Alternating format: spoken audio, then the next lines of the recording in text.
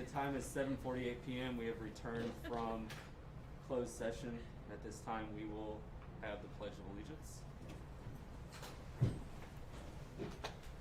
I pledge allegiance to the flag of the United States of America and to the republic for which it stands, one nation, under God, indivisible, with liberty and justice for all. Honor the Texas flag. I pledge allegiance to thee, Texas, one state, under God, one and indivisible. All right, we'll have a moment of silence.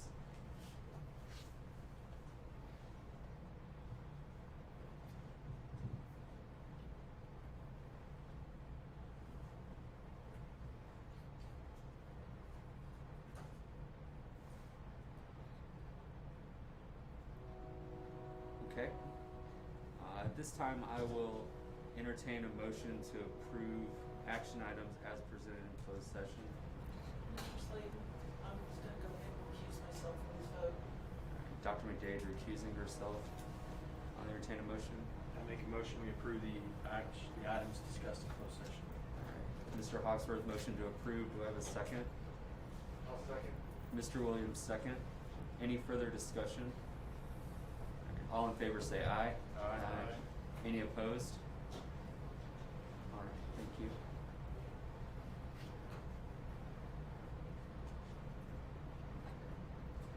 Special recognition. We do have a special recognition. Can you open that up, Greg, still? Yeah. Our Argyle ISD Police Department, headed by Chief Kearney, received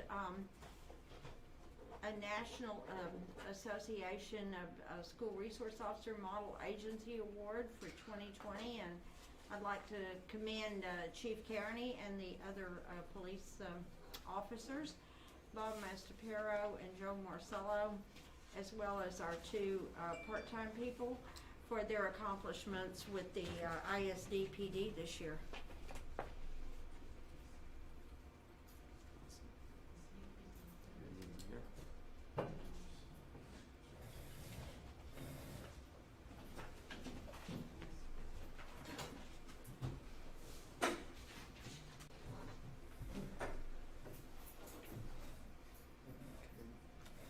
All right, we'll go into public forum. Now we have one person, Patrick Rose, going to speak. Did Good Pasture? No. No? You can come on up, Mr. Rose.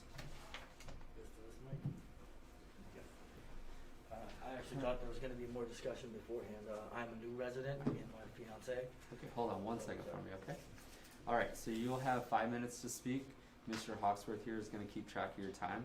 He will give you the 1 minute sign. We have 1 minute left.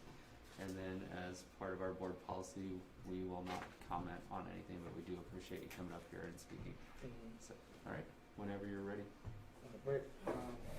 As I said, me and my fiance are a new resident. We have a child who will be entering the Argyle ISD. As a special needs child, we have a concern with regard to how things are going to go forward for the new school year amid the obvious COVID issues.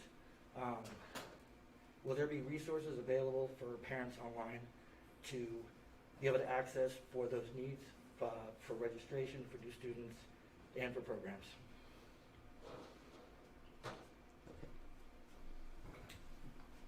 Thank you. Maybe you should just say that on the other side.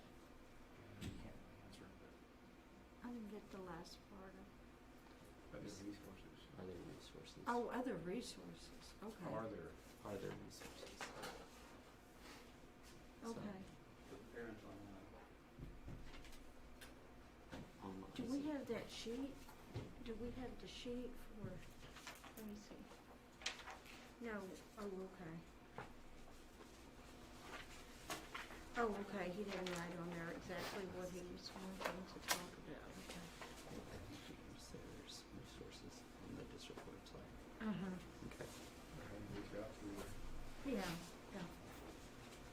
All right.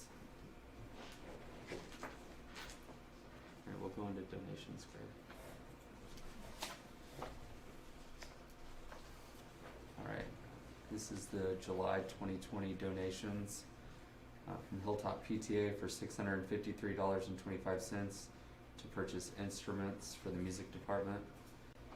And all the following donations were made to be used to purchase breakfast or lunch for the new Eagle Academy. Kim Redding, Magnolia Realty, $350. Matt Ports from State Farm, $350. DATCU, $350. The Well Church, $350. Cross Timbers Community Church, $350. North Lake Dental, $350. The total donations for July, $2,753.25. Okay. In regards to the consent agenda, does anyone have any questions or items they'd like to discuss?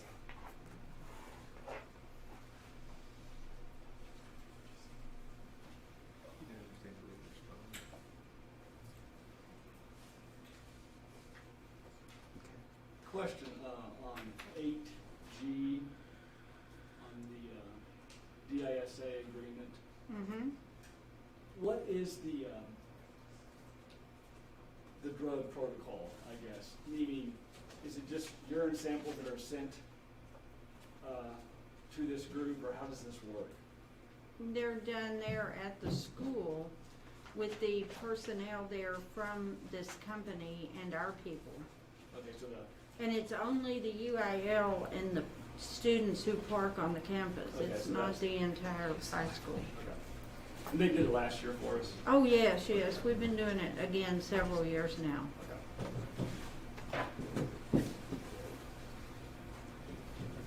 That's it. Okay. Anyone else? Any items on the consent agenda? Okay. I'll entertain a motion to approve items 8A through H on the consent agenda as presented. I'll make a motion that we approve items 8A through 8H on the consent agenda. All right. Mr. Lowry, motion to approve. Do I have a second? Second. Dr. McDade, second. Any further discussion? All in favor say aye. Aye. Any opposed? Okay, thank you. Okay, construction report. Is that Keith?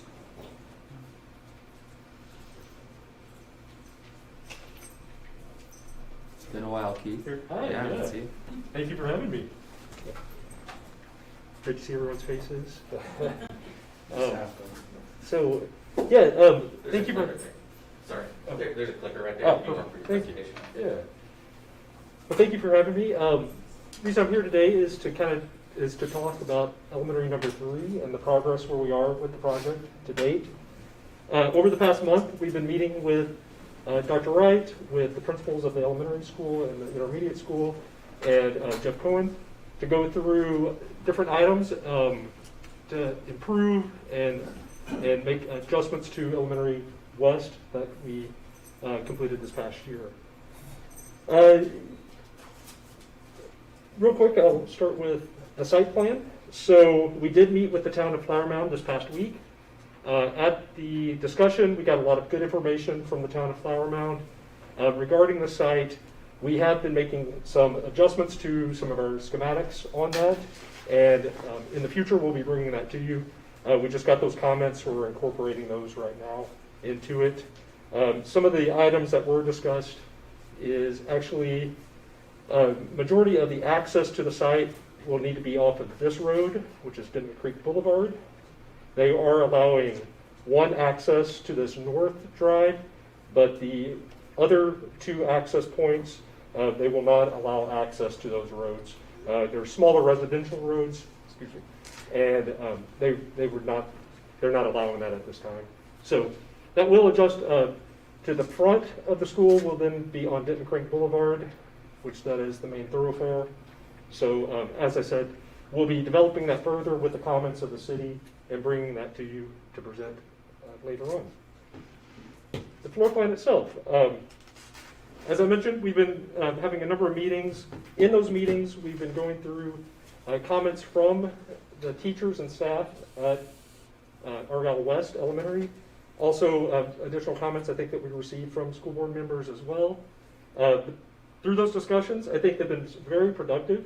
We've made some adjustments to the plan that I'll run through with you. Really, a lot of the goals were safety, economy of the school, and also just adjustments from the staff as they've used Elementary West to date and improvements that they saw that we could incorporate. The largest adjustment that you'll see here is the library piece of the project. It is no longer a circular library that sits here at this portion of the school. With the mass of the school and the space that we needed to incorporate the library and to simplify the mass of it, we've now relocated the library mass to the north part of the courtyard. Talking with the staff and the teachers, they felt this was definitely even an improvement. It gives an extension to this main entryway, so it really adds to the presence of the library. It makes it truly a center of the school as you enter. You can see it still has access to the courtyards on 3 sides like it did before, but it is, as we said, now it's incorporated with that entry piece of the school.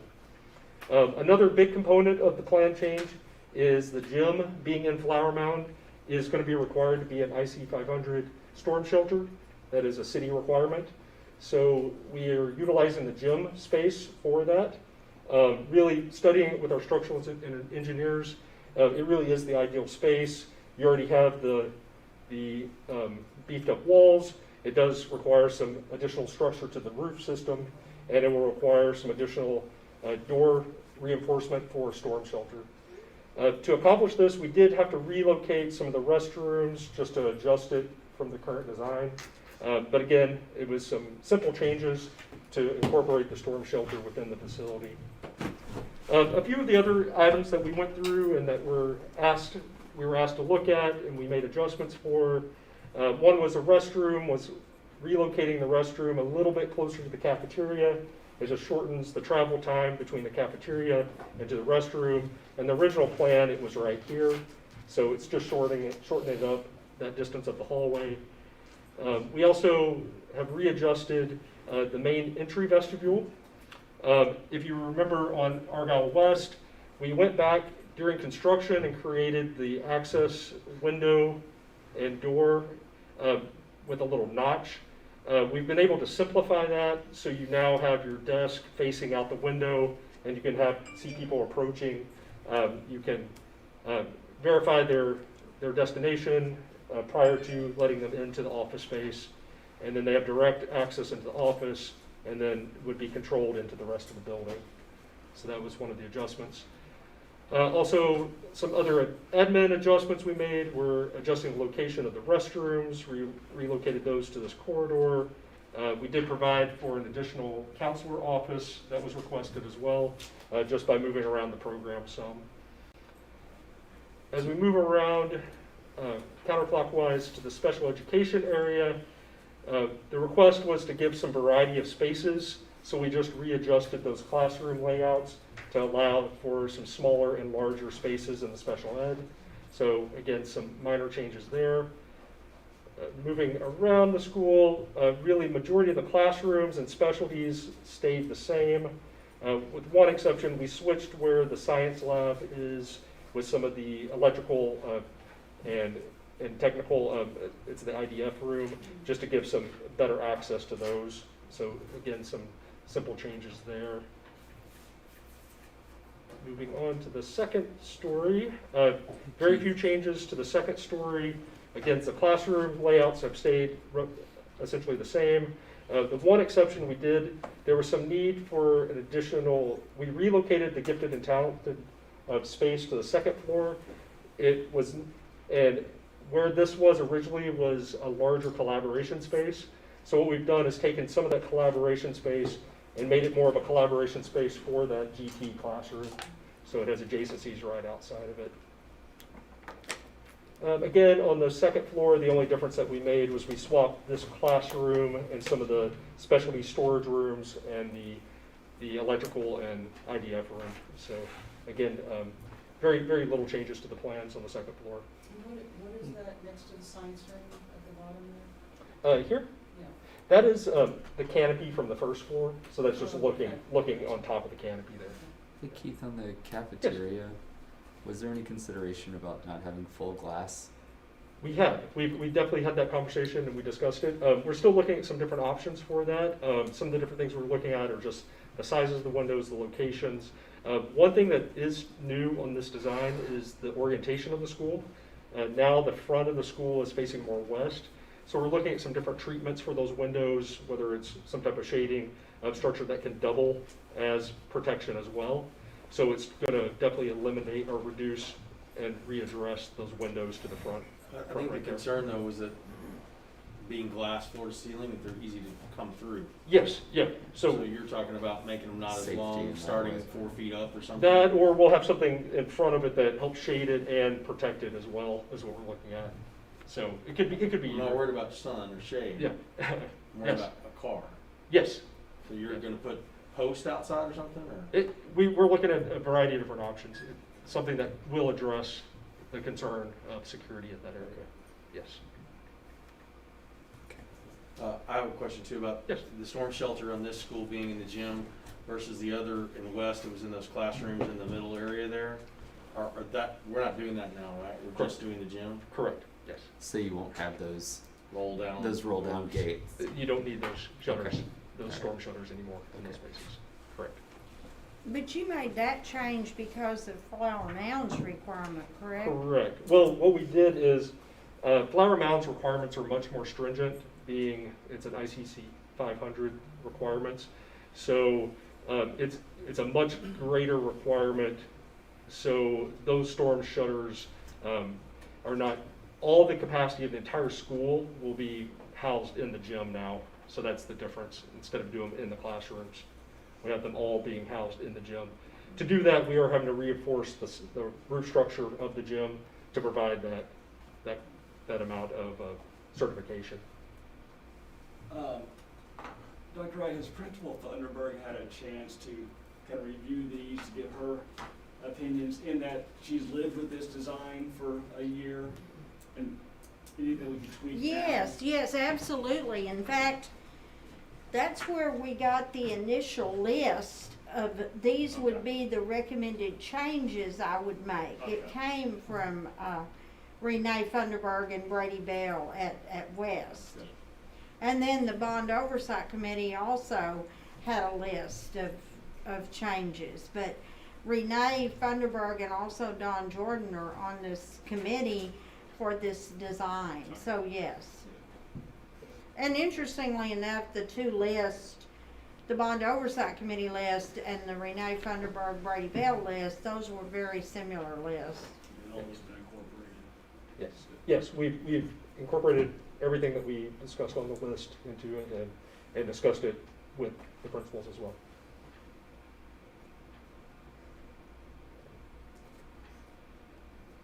Any additional questions? Is the library 2-story here? It is not. It is So- one story. Does it cost more to reinforce gym walls that are higher than we need? Is there any cost savings or efficiencies by making the library the storm shelter versus, because you know the gyms, Yeah, we're one of the we're main. enforcing space that no one's gonna be in. Library's got a bunch of glass. Well, whole s- Correct, whole and that school is can one of the fit in a challenges. library. One of the things with a storm shelter is you can have very, very limited glass. So it would essentially, the gym is pretty ideal because it already doesn't have much glass in it. The structure of the walls, you'd already have, we're not having to change the structure of the walls too much from a gym to a storm shelter because we already did CMU walls, or you do a concrete wall at a gym anyway. If we did the library, you would end up having to do that there, and you would also have to do it at the library. Where now we can keep the library steel structure. Okay. Keith, what's the main entry there, the security situation, when someone walks in the first doors, is there Yes. someone out there, or is there someone in the office who has a window to see through? Yeah, there's a window right here. I can give you some more blow-ups next. next time we meet so you can see it with the furniture layout. So what happens is someone comes through the front door, there is a bullet-resistant glass or bulletproof glass right here, similar to what we're putting in our vestibules now. They have to get verified through someone in the office right here. At that time, they have the option, if they would like to buzz them into the office, they are able to through this door, or of course they can deny them and keep them out. But they are essentially secured in this area and not allowed anywhere else without someone giving them access. And that would be the only operational entrance in Correct. the entire building? Yes. During working hours? Yes, yes. All other doors would have card access and be locked down per the campus's requirements. This new layout does give a little more space in that vestibule to provide a little more waiting and addressing any parents that are coming in or any visitors that are coming to the school. It also allowed for a little bit more waiting area in the office space itself with this new layout. It's just a little more efficient. So square footage in general, square footage, Yes. you're looking at the same thing? Yes, yes. We've really maintained the same square footage and footprint that we have at West currently. All right. Thanks, Keith. Thank you very much. Appreciate it. We will come back with more updates.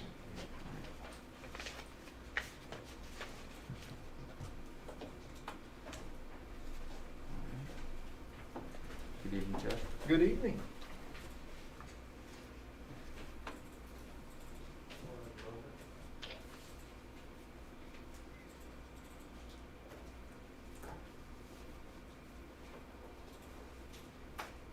You want to do this one or Huckabee? I don't care. You have the Huckabee one, Jeff. Or no? Yeah, Huckabee. It's a lot smaller.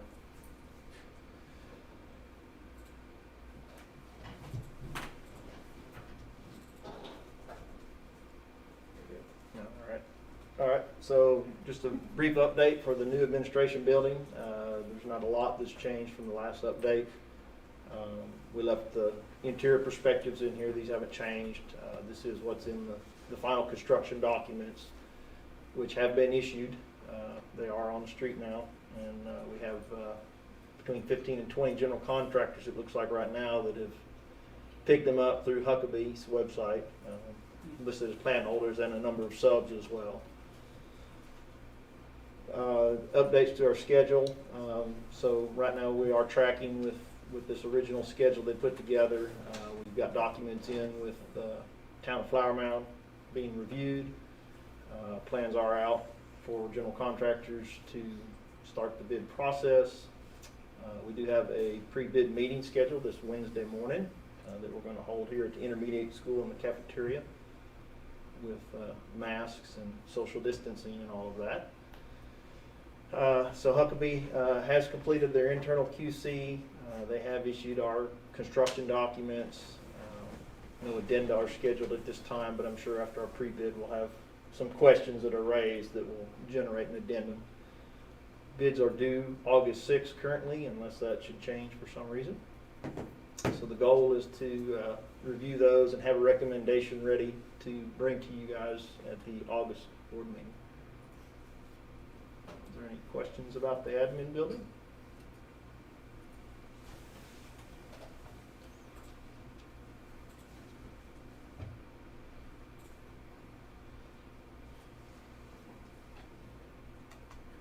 Is that really the May update? Or did they just not change the title? Tell me if this is incorrect. That's the May update.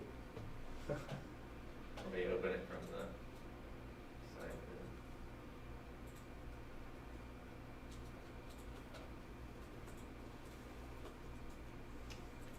There you go. That looks better.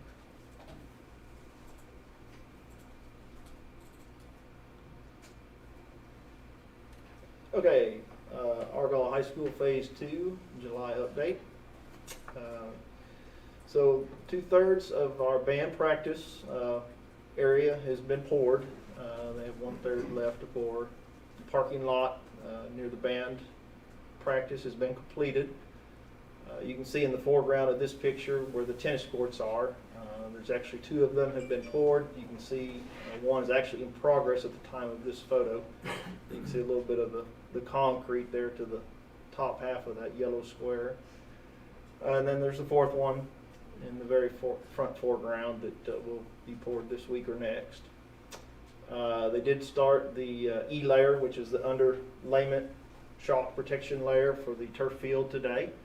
And we should be looking at turf going down in about 2.5 weeks. So we'll start seeing some color on that. They are actually approximately 85% complete with their fire lanes and drives at this time. They have concrete scheduled almost every day for the next 2 weeks. And all of the parking areas should be complete. Is the red button on here, is that the pointer? Sure. Red line, sure. Yep, Yeah. there it is. Right here is going to be parking. That's what they'll be working on in the next 2 weeks.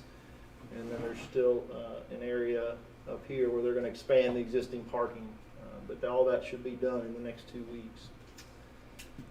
We've already talked about the tennis courts, and you can't see it very well in this photo, but to the other side of the field house out here is where we've got baseball field, softball field, and one practice field with track and field events on that side. They've been mowing that down, scalping it, putting in the irrigation, and sod will start this week on that. At the Fine Arts, you can see roofing is in progress. Here you don't see the shiny metal deck anymore. That will be completely in the dry by the end of this month. It's actually broken up into 3 areas. You have this roof here, then you have a little bit higher section, and then a lower roof in the back. So they should have all that in the dry by the end of July. Inside, they are working on all the MEP rough-ins with the high duct work. It's got to go in first before they can do much else because they're very large ducts. Roof drains have been installed. They'll be insulating those, and then they've gotten the catwalks and all the guardrails, and there's just a few miscellaneous pieces of steel that they're finishing up. The administration addition, all the glass is installed. The brick veneer is ongoing. It's nearing completion at this time. Once they get done with that, they'll be able to put the cap on the parapets, which will actually finish the roof as well. And it will be 100% in the dry at that point. They've already been two-siding walls on the interior, and they'll be starting tape and bed within the week.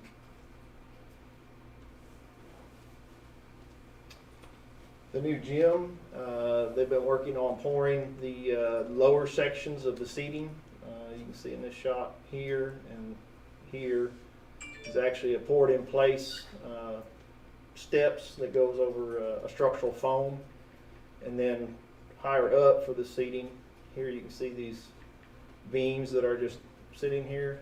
That's where the precast concrete risers will go to create the rest of the seating.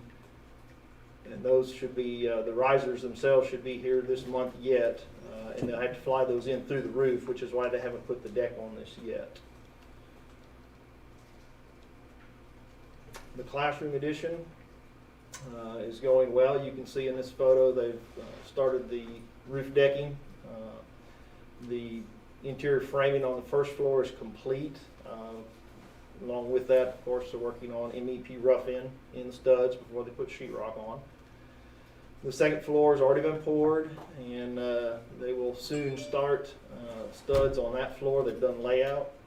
Exterior studs will start this week, and then that will be followed by sheathing very quickly.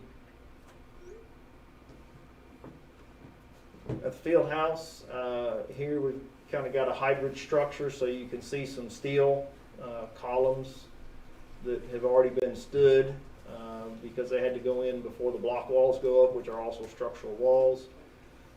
So they are well over 50% complete on all the walls for that, interior and exterior. They're all block. So steel and block are continuing together. They will go into August with the block work, but then by the end of the month, they will have the roof deck on that building. Here's just a few milestones pulled out of their schedule, so you can see what their original projected dates were versus actuals. Just slightly ahead on most things, but the main one that we can see here, the classroom, still tracking well ahead, and I foresee no issues with having that piece open for the start of the next school year. Look ahead on some of the activities coming up. We've already talked about some of these. Completing decking in the classroom area, continue masonry and steel at the field house. They will start waterproofing the fine arts and auditorium areas, and then start the veneer masonry. Parking lot should be complete over the next 2 to 3 weeks. Our precast risers will be coming in for the gym. Once they're in, we can put the deck on that. Field house steel, I said. Exterior framing at classroom, followed by sheathing. Second floor interior framing at the classroom will start. And the E-layer's already started for the football field and turf in about 2 weeks. One question on the parking lots. We're extending our current parking lot, and there's another additional parking lot in the back, it looks like. Yes, several Is that parking gonna be lots. enough? You know, visually, it doesn't look like it's gonna be that much. Or do we need to expand into the grass area of our current parking lot now as well? I think there will need to be some expansion of the parking lots. I think we're, looking at a phase 3 project for It's better that. to do that, wait on it versus doing it now, cost-wise, you think? Yes, with the larger project. For now, we are good based on numbers I've gotten from Mr. King. We are good right now. It will be full within 2 to 3 years. Every space is going to be used. But hopefully we can get to phase 3 to come online pretty soon, and I think that'll be part of that package. And we'll have to get creative probably to find the areas to get enough parking. Because on one side we have a big hill. I get confused with directions. I think that's the north side over by the Denton County building. We can't really expand much there, or we're going to get at the expense of a large retaining wall. Any other How about questions? the site cleanup? I was out there a couple weeks ago, and it's kind of all over the place. Yes, that's something we've been talking about for the last 2 weeks. That should be already in progress, moving all those materials to the back. If they're not already installed, he'll be sweeping it, getting it cleaned up, so that Tommy's already got scheduled to restripe it. That was one of his projects, restriping all of it, so we're working with him to get All that that'll be cleaned done up. by the 17th. Oh, yes. Yes, yeah, it'll be cleaned up by the end of this week, ready for Tommy to stripe it. Fences will be moved and relocated. He's gonna have those walked to make sure they button up all the gaps that have happened since we've been out. They've kind of been a little lax there. So all that's gonna get taken care of. Thank you. Sure. Anything else? Thanks, Jeff. Thank you. All right, Dr. Wright, your superintendent report. Coach Rogers did an exemplary job this summer of getting our summer strength and conditioning program and specific skills training going. And so he's going to share the summer program and how things went with you. Well, the UIL shut us down for a week and do a recommendation because of the outbreak, but we were able to resume. We've handled somewhere around 500 something kids a day. We're doing non-contact temperature checks. We haven't had one kid test positive for the exceeding temperature. We've had tons of communication from our families. They've been very forthright with what they were doing in regards to the pre-screening, letting us know, doing all that stuff. So we're beholden to them. We appreciate their efforts. That's everybody pulling the same direction, which is indicative of the kind of success we've had. But we went over 10,000 people served today, starting this is the middle of our 5th week. So I think we have to feel pretty good about it. We have 4 positive cases. I know that we had another one today, and everything is traced back to catching it from a family member or outside at an AU tournament, something along those lines. So, hadn't seen any red flags about summer baseball. Hadn't seen any red flags about summer softball to this point. Who's to say that that's an example of success or not? But I'm hoping the UIL gives us something in the next few days.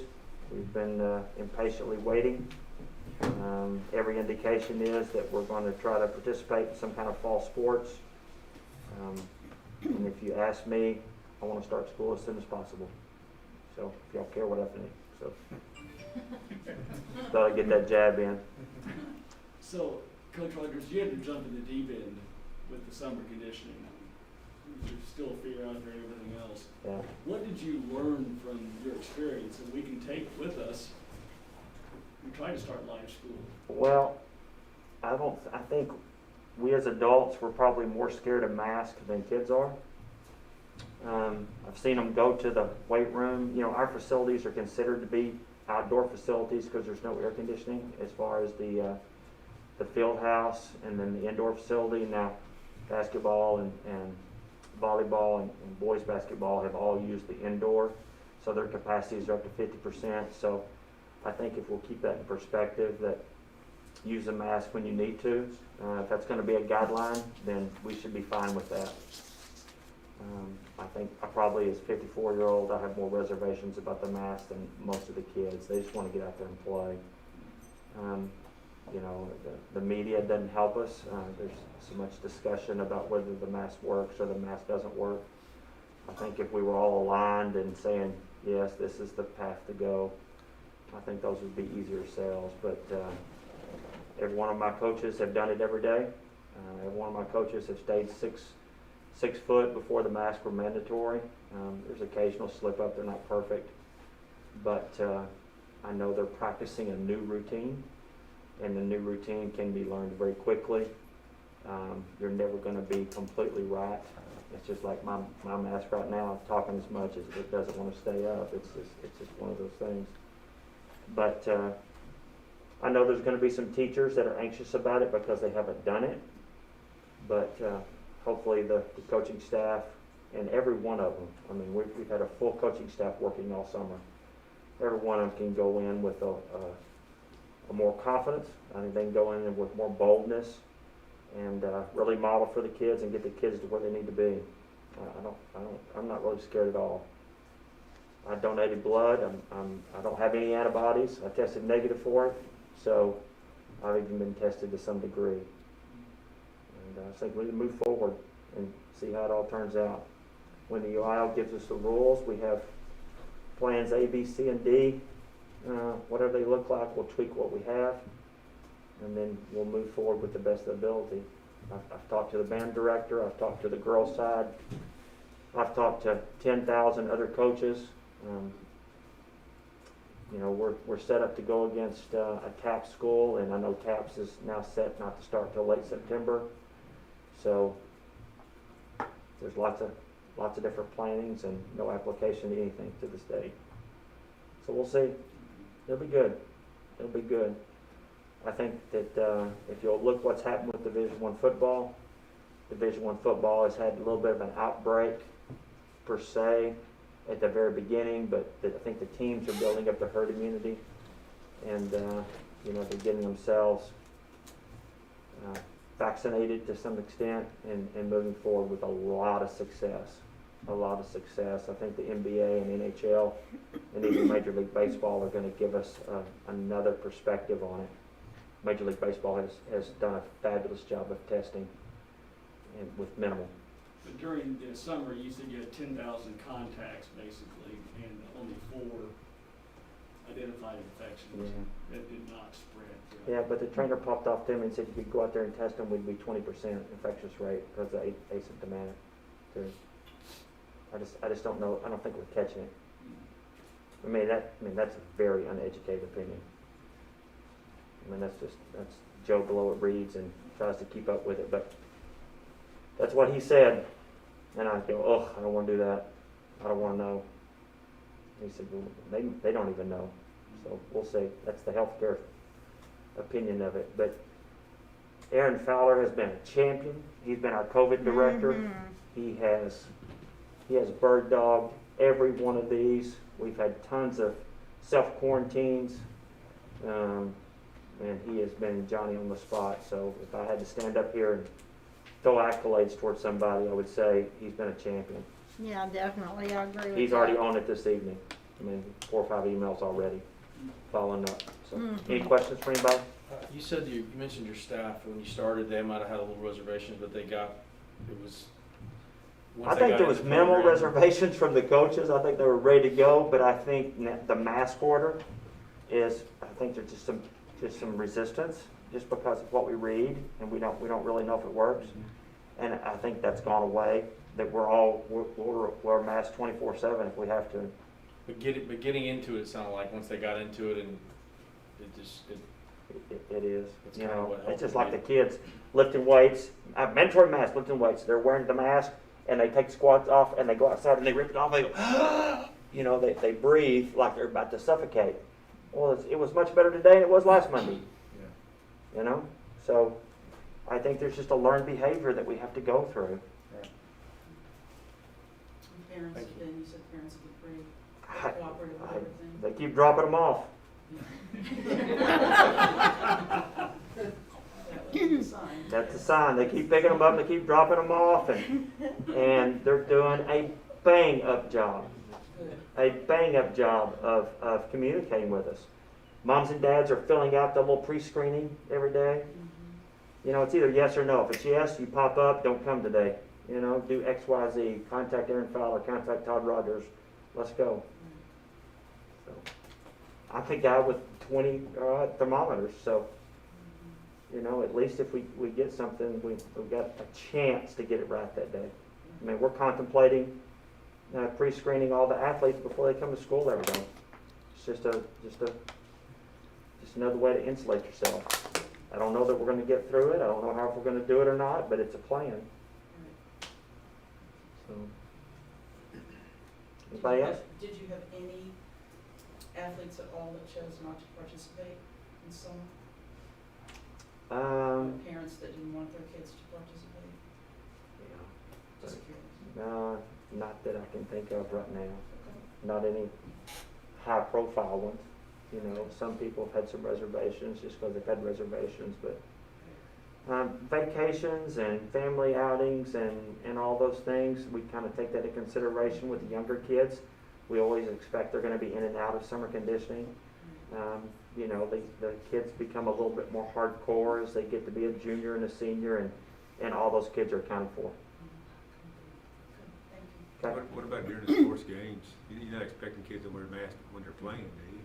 I'm going to do what the UIL tells us we're going to They haven't do. made it- I just don't think that's going to happen. I think Yeah. you're going to see the guidelines that we have now. You know, the net gator becomes a really easy thing to do. So, the way I anticipate the way the rules are set is if you spend more than 15 minutes with an unmasked person and they test positive, then everybody they've touched that day, come in contact with that day, in other words, violated the 6 feet, needs to fall into the quarantine deal. So my lineman, as long as I practice 14 minutes with another human, I'm good.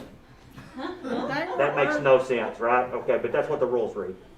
Earlier they were asking a question about, let's say we play one of our schools, our district schools, and that's on Friday night. Mhm. Monday morning, we find out that one of their players has tested positive. Yeah, Now, who gets quarantined on our team?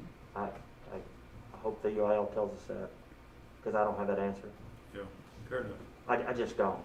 Because if they were, there's a of tons of course, different they're directions they're playing gonna on have.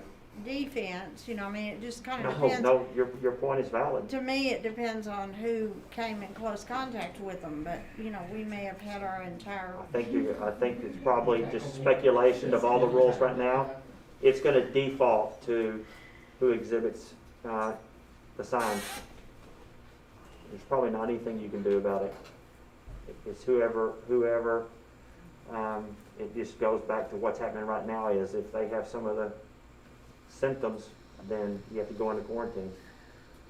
I mean, there's, you're right. I wonder if they can use the rapid test when all the kids are gonna play tonight, they're gonna play, something like that. Well, There- they there is told a- us Fort Worth was doing that. There is an antigen Yeah. test that the CARES Act, somebody's figured out a way to work the system, and they're gonna use the CARES Act to pay for these, Quick test. these quick tests.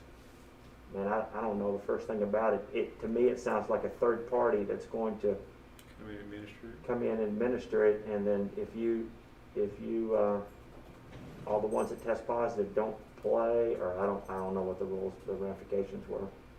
Well, at the DEC meeting, they told us that the schools that were playing Fort Worth would have to do this, Fort Worth ISD, that if you played Fort Worth, that you were gonna get tested before you played. And Fowler has contacted them, and we're waiting on a meeting with them. So we've reached out to them.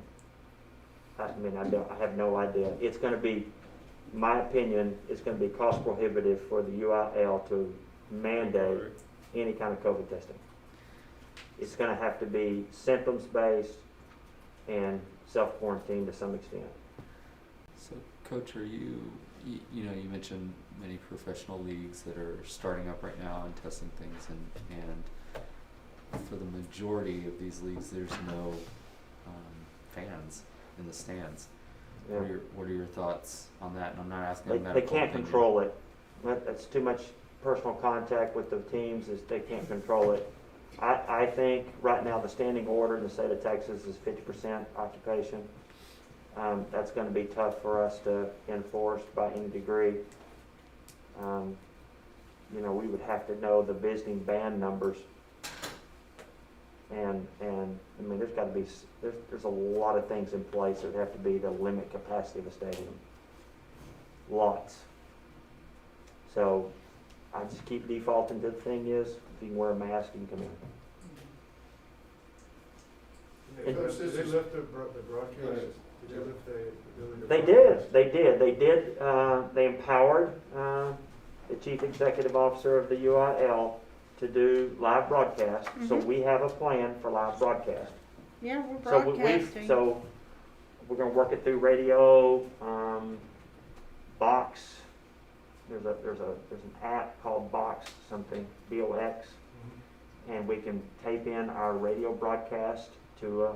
I've talked to the Talon, and we'll have somebody shoot the sideline video of it. So we'll have a 15-second delayed broadcast with the radio typed in on it. That's where we're heading. We're also investigating a splitter for the video, so the opponent team can dub in their radio over the top of it also, just to minimize the number of people in the press box. Sure. This is probably speculation, but do you think when we do receive more definitive guidelines from the UIL, it's going to apply equally to the middle school and the younger divisions? Because it's one thing to do all that, like you've done a great job of at the high school level, where you've got some degree of resources at your disposal, but you're going to have less resources at those lower levels, do the checking and all that. So. Well, you would think they would have some kind of guidance with that also. I heard speculation that it would be a varsity only type season, because that would impact the kids leaving, graduating, things like that. They don't want to go through what they went through last spring, I mean. I hadn't heard any more talk of that. So that will be something we'll be looking into. We've had conversations about how to handle the middle school night, because it is tough. We've even talked about quarantining teams. I mean, my example to Mr. King was, well, I want all 80 of my varsity football players to go virtual. That just protects them. They come up here to practice, they stay with each other, they go home, they do it on themselves, and then they do that. I talked to Megan DeGroot today about being volleyball, going, let the varsity volleyball team be virtual. They stay within their cohorts, because it's one of those deals is that if they let us play, the healthiest team is probably going to win. I mean, let's don't get it twisted. Let's don't. We're not. I mean, does it make educational sense? In my mind is, no, face-to-face learning is the best way to run a school. That's why I want to start school, because I want face-to-face learners. But what's best for a football team is to stay within their own circles. And so he says, well, they're not going to do that. Well, you're right. I don't think they're going to do that either, but I'm going to go along that deal is because I basically think that's the right thing to do. So, who knows? It's odd. It's odd. It's tough to think about. Anybody else? Thank you so We much. appreciate your Thank you, input. Coach. Thank you for sharing your summer experience. Yes, ma'am. You did a great job. Thank you. Okay, Mr. Daniel's going to talk some about the staff survey and about the information that we have about the staff opinion coming back.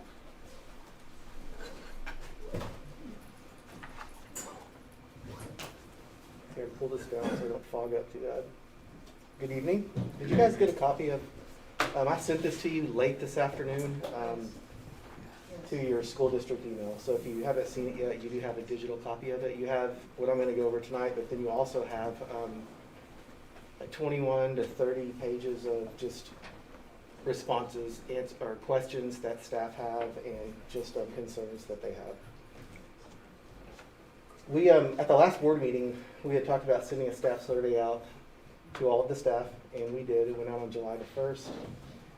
It ended on July the 9th. While trying to pull up responses, we were locked out of our account for a while, and not until late this afternoon was I able to access all of the data in the survey. We had about 350 staff members respond. And this went out to every single person in the district, everybody from a principal, teacher, maintenance worker, transportation, every single person. And what's the percentage of return on that? Roughly. Or how many I don't have that in front of me right now. are in the district? How many what now? Total in the district, Yeah. Oh, well, we would have had 400. 489. Yeah, so we had a pretty good response. And that was 350. 350. Okay, that's fine, thank you. So like I said, I just went through this late this afternoon. I haven't disaggregated a lot of the data yet. I mostly spent a lot of time looking at the questions that they had at the end because I'm going to be recording a Q&A tomorrow where I answer a lot of their questions as it relates to human resources, and then Dr. Stever will be answering questions as it relates to actual teaching and learning and instruction. So question number 1 was really just staff identifying where they're located, what campus they worked at, and then we asked them if they were non-campus staff to, if they worked in central administration or mostly with adults, to choose non-campus staff. And so what happened with this survey is that it branched out. Different set of questions went to the non-campus staff, and then a separate set of questions went out to the teachers and people that were on campus. So you mentioned maintenance workers and everything else. Would they be on campus or off campus? Off. Off campus as well, okay. So questions 2 through 7 that I'm going to go through at the beginning, those were all for non-campus staff. So if you chose non-campus staff, you were, Greg, can you get on the Do you next want me one? to do it, or do you want to click it? Either way. I can do it.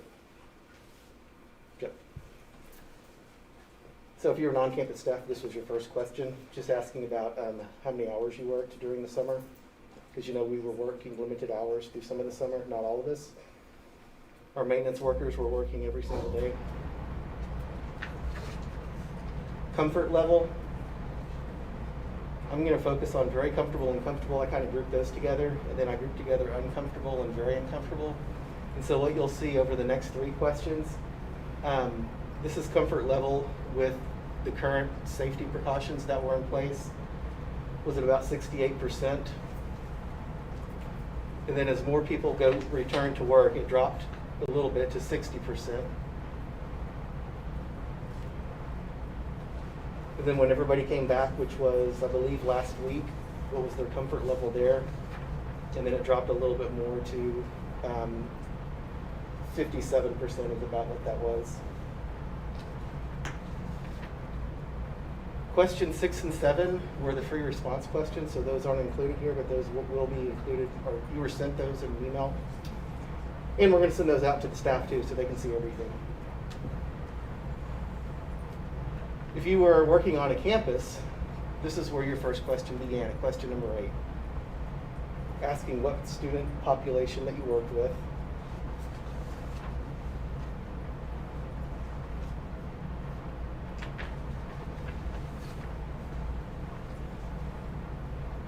And then safety measures that we could implement if we resume on a normal schedule in August. I'm going to skip through these and go to the very end because this is a tally of everything. And I'll sum it up for you kind of quickly. The top 3, 95%, if you're looking at both of those. Very comfortable and comfortable coming back to school with temperature checks. The second 2 were about at 87%, and that was control of traffic flow in the hallways to maintain social distancing. And then the other one was no parents, no visitors on any of the campuses. So, just so I'm clear, 95% of staff that were with children are comfortable or very comfortable. The combination of those two is 95% with temperature checks when coming in the building. Correct. Well, 95% that responded to the survey. Yeah, and you can see here that there's 272 out of those 350 because some people skip questions. So what would you guess we would surmise from them skipping questions? Oh, maybe some of them went to the very end to want to do the free response questions, Just wanted to type it out. possibly. So if you had combined some of these for temperature checks and masks, you think that'd be greater than 95% would be comfortable? I don't know that for sure. I know that there's a lot of concern with the teachers just based on emails that I've received and phone calls and texts that I've received. I mean, it's a handful, but they sometimes speak for others. Is temperature check something that y'all think is realistic to do? I think that's tough. Yeah. Were you going to talk about that a little bit? Temperature checks I mean, we had for talked the about it originally. teachers or temperature checks for the students? I think they're talking about temperature checks for the students when they come in. Everybody. We're in not the planning building. on doing temperature checks for all the students. It's not really feasible. We're planning on asking the parents to do a self-check at the house before they let them come. But yes, that's one of the things I have. And that's what's been happening with the conditioning camps? No, they've got 20 thermometers. They do their own and they can check. Todd had 20 people, and each of the 20 people were doing 30 checks a day. And that 20 times 30 is how we got through 600 of them. No, we were checking temp over here. What was the date that it closed? July 9th. Just like now when you go to the dentist or hair salon or anywhere, they check your temp. Okay. Is there a scenario where temp checking is feasible? Logistically possible? With students or with staff? With students? You have to do with everybody. If you're gonna do it, what's the point? What's that? You have Well, to do with everybody. It comes one to of the the- Well, building. right, that's what I'm saying, students and staff, but saying, the medical guidance was that if you have asymptomatic students, that checking their temp every day is not really Yeah, point kids. productive. I mean, we could do it, it's feasible. You could have a teacher checking the entire classroom, you could do something like that, but you've gotta, Already inside. we'd have to have a lot more thermometers than what we currently I have. mean, first period, just scan all the kids. I'm just I thinking just- in terms of the staff saying that that's 95% of the respondents at least say that's gonna give them a comfort level that they need, then and it's a hallmark of what Coach Rogers and his staff have been doing in person. I don't know why. They got 600 a day done easily. Right, so I don't know Each why, of 20 people did 30, so you could have your people doing it. I don't know why you wouldn't incorporate that if it's something that's beneficial.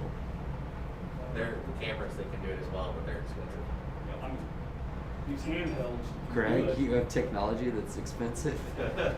Yeah, you, He showed us the camera. Yeah, when I checked into it, it was 20,000 a camera. Yeah, we'll do this. How quickly did you do the temperatures? you Where can you do, instantly, you put your face on it and you tells can you purchase a green light or walk, red light. you can purchase a walk-through thermometer monitor. A walkthrough thermometer, yeah. The Mm-hmm, one they're I more saw was expensive, but live. you You can could see purchase multiple them. people on the screen. Oh, this was. I'm sure we could do it. Walk up. I'm sure it's within the realm of possibility. I don't, it just seems incongruent to me to say Black. it's part of, you know, the summer conditioning program. It's been helpful, but then we're not gonna do it, with schools as well. It just seems like an incongruent message, that's all. I think we'll look into some walk-through monitors. Okay, question number 10, just overall comfort level in returning to school in August with additional safety precautions in place. Those total up to about 74%, with uncomfortable and very uncomfortable at 26%.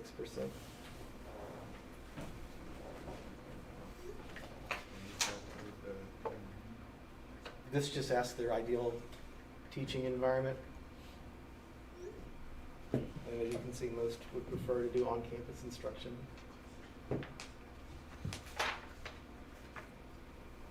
This is an interesting question. This is the largest challenge faced by teachers during at-home learning with regard to student learning and instructions. And I'm going to skip to the tally at the end.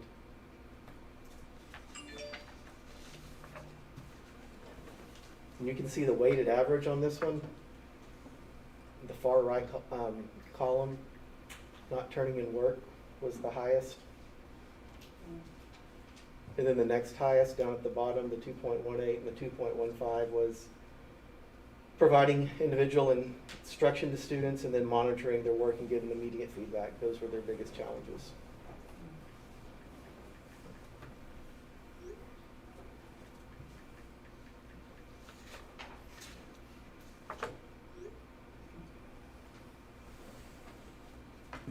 Question 13 just asks their ability to implement virtual learning from home and giving them different scenarios for that, whether it's with a normal bell schedule or not following the bell schedule.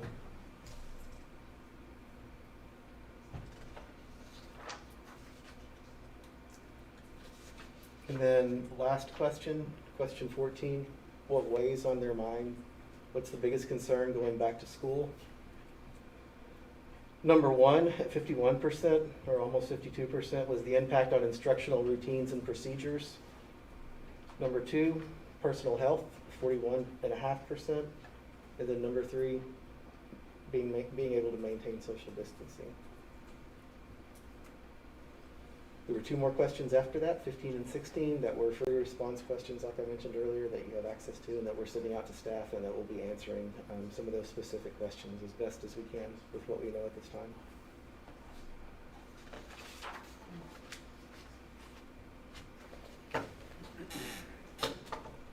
Good information for us. Yep. Thanks, Chris. Okay, Ms. Stever's going to talk about virtual and asynchronous and synchronous instruction and what things would look like at the different grade levels. And what the task force has been doing. Okay, so, can you hear me okay? Mm-hmm. Okay. So just to update you on, we are asking parents to, if they know what route they want to go for their children next year, to make that request. At this time, we have 486 requests for virtual instruction for 486 students. So that breakdown is 231 for elementary, 103 for middle school, and 152 for high school. those numbers are climbing pretty quickly. And on Friday of last week, we had, I think, 406, and then today, by around 1 o'clock, we had, roughly 480. So they definitely are increasing. This is just some information that we put on the website. We're listing it as a draft because we want our parents to understand that as the changes are coming from TEA, we're relaying those to parents, but we're receiving a lot of changes from TEA. Just give a little information about the in-person instruction, kind of what that would look like. Most of the questions I've received is what will virtual look like. And so TEA has given us two options for remote, synchronous and asynchronous.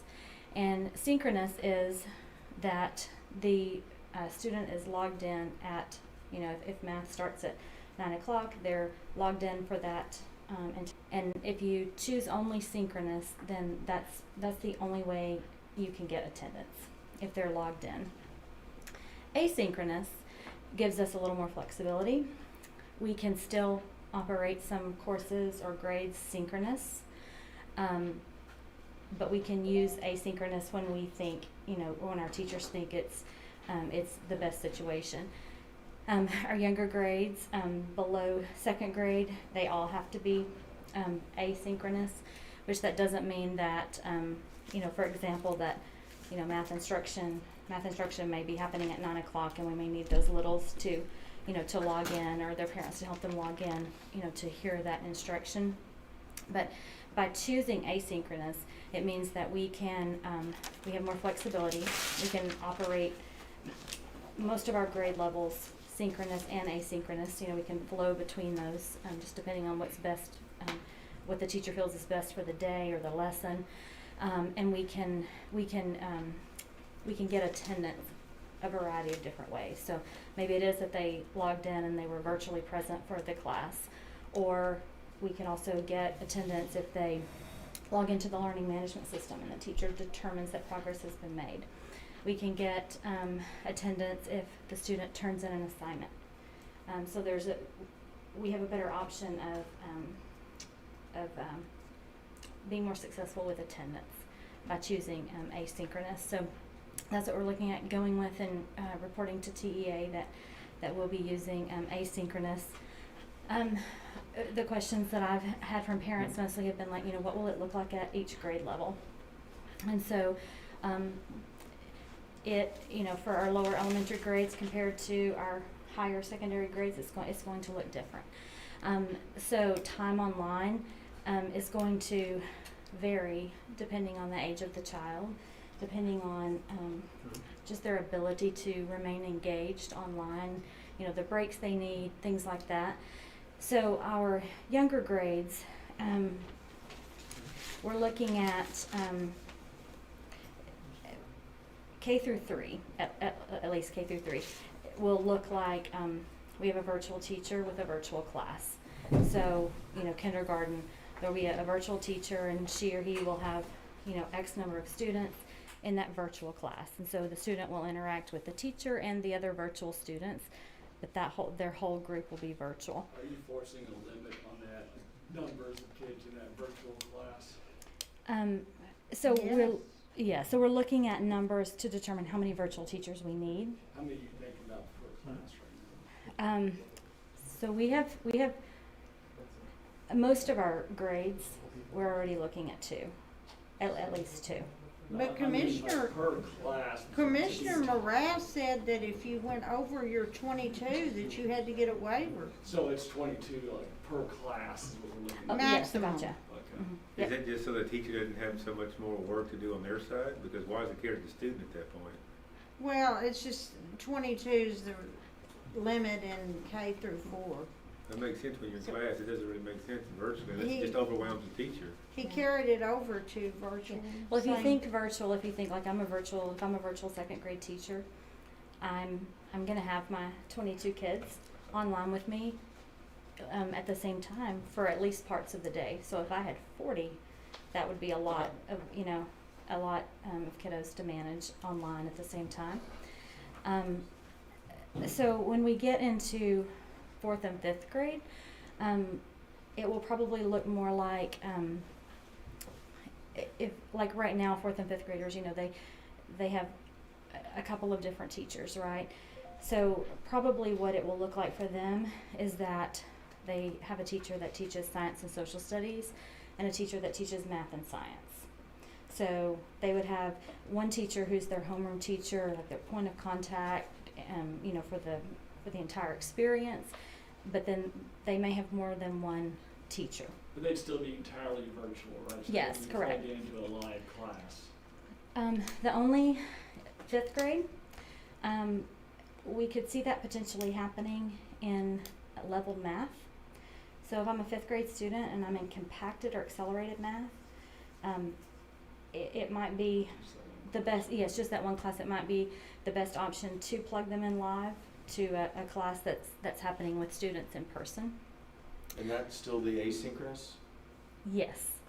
Yes. So with asynchronous, remember that we can operate synchronously Right. if we choose to. So in many of these grades, So, but you have to designate one or the other to Mhm. the state? right. So if we designate synchronous, then we are locked into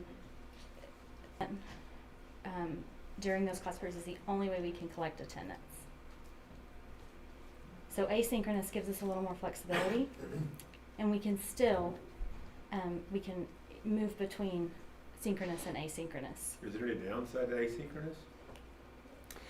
With the flexibility of moving between the two, I don't see one. Like for example, if we were completely synchronous, then if I'm teaching biology and I just sub that day, the student's going to have to log in, and with the sub to get attendance for that day. And so that day, it probably doesn't make any sense. So choosing asynchronous just provides us greater flexibility in that area. So if we look at, let's just say 6 through 12, those will look more like, obviously those students have a different teacher for every class. And so depending on the number of students that we have that are requesting virtual instruction, we will probably be able to designate at least a period, like for example 6th grade English, we will likely be able to assign a teacher a period of virtual 6th grade English. So for most of their classes, they will be able to participate in a virtual classroom for that designated period with a teacher. As we move into high school, we'll kind of follow that same protocol. Like if it's algebra, we'll have, there may be multiple, but let's just say there's one section of virtual algebra, whatever period. But also what we know is that in high school there's so many things that affect a student's schedule. And so if a child has maybe a schedule conflict, they're taking other classes that conflict with the time that the virtual class is held, then we're going to have to be flexible and allow them into virtually into a live classroom. So when we get up into some of our classes that calculus, some of the AP classes, that there may not be such a large number of students requesting virtually, then those kids would participate virtually in a class that is happening in person. So I know we've designated, or a plan is to designate as asynchronous for Mhm. the district, but then in grades 6 through 12, they'll still follow, they're still gonna have, not a true bell schedule, but they'll, hey, from this time to this time is algebra, this time to this Yes. time is, so there's no more of the, I'll say at least in 6 through 12, like we were forced to, we didn't have a choice. Right. At the end of last year where it's, hey, I posted it, you go do it whenever you want and get it to me by Friday. Right, no, it will look very different from that. It will be, most days, the student will participate and will receive virtual instruction from the teacher where there's two-way communication. What is the ruling for people who choose virtual as far as extracurricular activities? They are or they're not allowed to do extracurricular activities? Yes, okay. UIL has said you can. UIL You said can- you they've left it up to UIL the- said they've that left it they up to the were districts. eligible, Yeah. but after much discussion with Todd Rogers and John King and Scott Gibson and Jason Bird, letting them do it, and Kimberly Cass, letting them do it is really the best possible option for And I've had several quite a few reasons. questions from parents regarding that, and even, you know, that they were waiting to make their decision until they knew the answer to that. So I think, based on just some of the conversations I have had, that there will be a group of parents that will be able to make that, you know, make that decision now, after having that information, that they can participate in extracurricular UIL activities if they are We're virtual. telling them that they can only change at 9-week periods. So some of them will start out face-to-face and go virtual, you know, after that 9-week period. Some of them might start out virtual, like all of this large group we have, and then want to go back to face-to-face. And if we don't let them be in UIL, then they'll lose their activities completely in some cases. And they've already tried out for cheer, they've tried out for the athletic teams, they've So tried I guess out. my question would be, why are you choosing virtual? If you're choosing virtual because you're afraid that you're going to be exposed or run the risk of contracting that, yet you want to go participate in football, basketball, cheer, whatever the ones you just named are, Right. that doesn't make a lot of sense. It is true that you're not minimizing your risk. No, so I go back to, what's the reason you're choosing virtual? What I hear from parents that have, you know, called with these questions has been that if they can limit some exposure, they want to do that. But they feel like the extracurricular that their child's involved in is very important to their child's social emotional well-being It outweighs and their the mental. risk of catching it, Yes. but not in a classroom. Well, I don't know. I mean, they feel like Since you can't it would play your be sport virtually. it would be more harmful to But the you can't child's you're not overall wearing a mask health, when you're mental playing your health, sport to either, but say you're to wearing take it in all the of that classroom. away from Well, them. as We long can't as- protect you the way that we can in, But as a district, as long as we have the platforms in place for virtual, then it actually is a positive for people to go virtual because it allows better social distancing of the live. And so we shouldn't object to that. Unless it's truly a worse education for those kids. For the kids' sake, yes. I mean, they can learn well, that we in 9 still, weeks if we they- still believe face-to-face is the best education. But I'm saying for the people who are choosing this to go virtual, Mm-hmm. then it actually helps the live presentation in that it's better social distancing. It lessens the number in the Less kids in classroom. the classroom. Is Yes. there Is that some, what you're saying? is there some fear around, has there been any thought given to individuals who are choosing to do virtual learning but participate in UIL events? Is there any thought in that about there being, I don't want to say lack of integrity in academic eligibility, but is there any perception or thought put into it that it's might be easier to do virtual, therefore if I have a student that struggles academically but performs well in sports, that this might be an easier option for them to gain academic eligibility? Yeah, so I think if you looked at the spring, that might have been the case. For all districts, right? 'Cause, you know, we're just trying to get something with, you know, implemented that had fidelity. I think, if anything, virtual will likely be more difficult than attending in person. Because they're going to be held to the same grading standards, the same, you know, time frames, due dates, things like that. So access just to the teacher virtually is going to look different than access from a student who is in the building.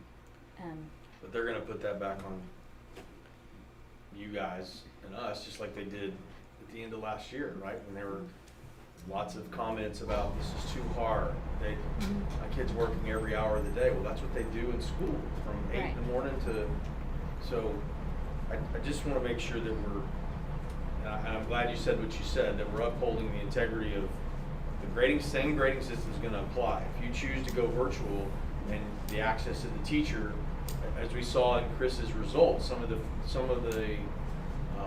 comments about teachers' I don't know if it was frustrations. I don't remember what the way the question was worded, but they said I wasn't. One of the drawbacks was hands-on with my student. I had that problem. I had a problem communicating with them. There were 2 or 3 things in there that are going right back to what we're talking about, and I can hear them now. They're going to be in here saying, Right. "Well, he's virtual. He didn't, or she, whatever, Right. didn't get the benefit of that." Well, this was the choice you made. Right. One thing when you look at attendance that is pretty clear in these models is that there has to be interaction with the student daily. That might be, I think in most situations will be virtual, a two-way communication. But if it's not, it would be email or phone call or something like that. Like, in order to get attendance, there has to be some type of communication through some platform. Well, I do like the fact. I'm sorry. Every day. So not just, so what can't happen is, if I'm teaching a subject and I assign the week's work on Monday and it's due on Friday, I can't do that because we won't get, attendance. Those children won't be. So for exams, for an example, like, there's some, you take exams now where you have to be on camera the entire time you're taking an exam in a certain time period. So if you're virtual, is there going to be a time window of like, we're giving this exam Yes. during second period, Oh, and this is the absolutely. only window it's open, and how do we ensure that that's the student taking the exam? I guess We're- that's what I'm. We're Yeah, so we're trying to looking- set up a testing center for 2 hours in the afternoon for the virtual students to come to the testing center, which would be the lecture hall. They'd be really spread out You're talking about high school. and monitored for Yes. major tests. We wouldn't be able to do that for quizzes, but for So major for other, tests. assessments that, aren't major assessments like that, or for some of the lower grades below high school, there will be some type of monitoring, visual monitoring, whether it's on the computer or, whatever, of the students taking a test. I guess for me, I just want to make sure I'm glad you said that there's going to be a schedule. It's not, hey, my teacher posted this, I go do Right. whatever I want. It needs to be, hey, school starts at 8:30, you're in your first class at 8:30. If that happens to be in front of your computer, so be it. And the grading requirements, attendance requirements, they're all still the same. Yes, they're exactly the same.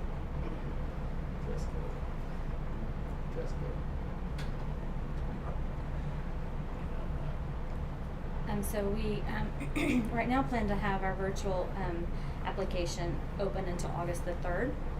TA is allowing districts to have parents make a choice prior to or within 2 weeks of school starting. So we have it open until August 3rd. And so if a parent chooses virtual, then they will be locked into virtual for that grading period. If a parent chooses in person and for whatever reason feel like it's not a good situation for their family or it's not safe or maybe an illness, maybe someone in the family has an illness that they think COVID, or an exposure to COVID could affect, they can switch to virtual. But then they would be locked into virtual for the remainder of the grading period. What's the expectation of extracurricular period during the day?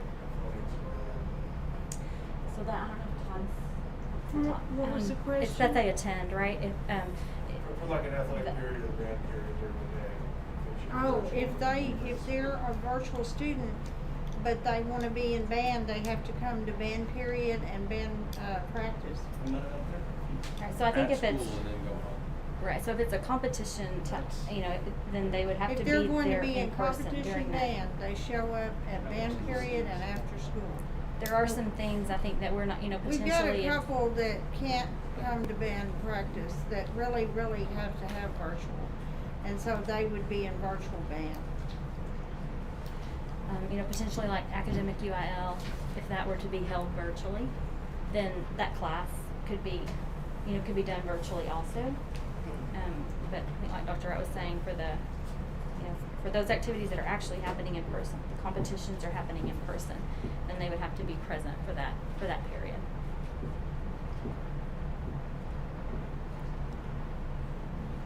Can you go to the next page, Greg?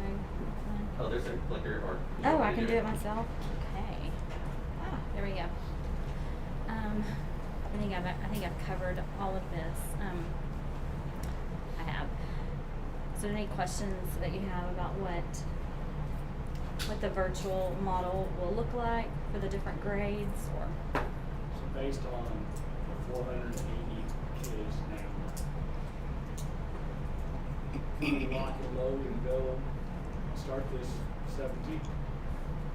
We could. Greg and I have talked about the teachers that will be teaching virtual. We're going to provide them some training when they come back on contract. So they'll have several days of training just on the equipment and things like that they'll be provided with before kids come on the 17th. Yeah, anything away from them participating in any academic type training or other training that the rest of the teachers on campus? Well, Or yes. do they need extra time to do that? It'll definitely, this will take precedence, that our virtual teachers, know how to use their equipment and that they're comfortable using their equipment and, that they feel like they're ready to go. So, sure, if there's stuff going on the campus, they would miss that. Do you have a feel what percentage of teachers will be needed for virtual teaching? So I think secondary, I think most of our teachers may touch virtual in some way throughout the school year. Elementary is going to be a little more cut and dry, unless there are quarantines that happen. If for whatever reason a teacher gets quarantined because of an exposure or that class, then they could be instructing from home during that time that they're quarantined. So I think that is there a scenario where a teacher's live classroom teaching will be streamed virtually as yes, for sure, especially secondary. So we would limit the number of virtual students participating in that class. If I'm teaching whatever class and I have 20, 25 kids in there, we'll definitely control the number of additions we make virtually to that class. But yes, that's a very real possibility for many of our high school. But it's also possible that the 9 weeks you choose to be virtual for a course, maybe with one teacher, and if you come back, you may then be with another teacher most likely. Yes. So, let's say I'm in second grade. Well, my virtual teacher teaches virtual, so I will be in another teacher's class if I come back to school. Secondary, it depends.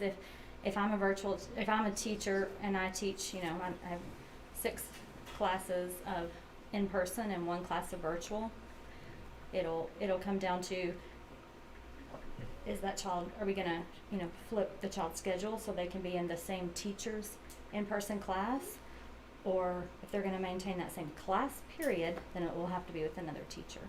Is there going to be a case, for some reason I was thinking of the secondary element, where a teacher could be teaching live and virtually at the same time? Is that not something that? So, in that situation, like those kids that are virtually participating in an in-person class, they're going to have the best chance of, if they do come back, getting to be in that class, because that class is happening. So that might be a setup to where 10 kids are virtual and 15 kids are in the class, but it's the same. No, I don't know, John may have something to say here, but I see it being, like if there's an in-person class happening, there may be a small number of virtual kids In some participating. classes, there's only one teacher 3. for it, right? No? Like some of the AP Yes. classes, there may be only one teacher, so he has to do both. Yes, so like when we talked about AP and calculus, there very likely may not be a virtual period. those kids will be streamed in Just to streaming an as in-person. as he teaches in class. But you're gonna Correct. try to do full virtual if you can, or full live if you can. Yes, I mean, whatever's the best fit for that child's schedule, so we feel like we can do both. So whatever, if the student has, selected they wanna take these courses, and forcing them into a only virtual class prohibits them from taking one of the courses they selected, then we wouldn't wanna do that. We would wanna stream them into a live class so that they could, take the classes that they wanted. Like, we'd probably have enough for a virtual algebra class, but we wouldn't have enough, like Dr. Bitter was talking about, for a virtual calculus class. A virtual period. And some of these virtual periods, secondary, I can easily see that we're gonna need more than one virtual period, so that offers a little more flexibility for.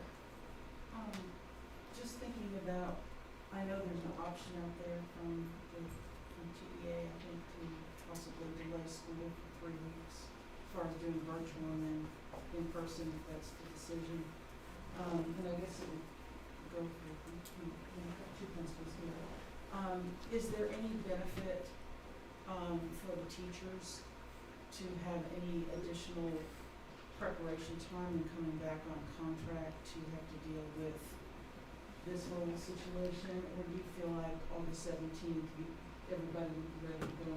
It wouldn't be perfect, but would any of that possible 3-week time frame be of any benefit to the campuses and the teachers?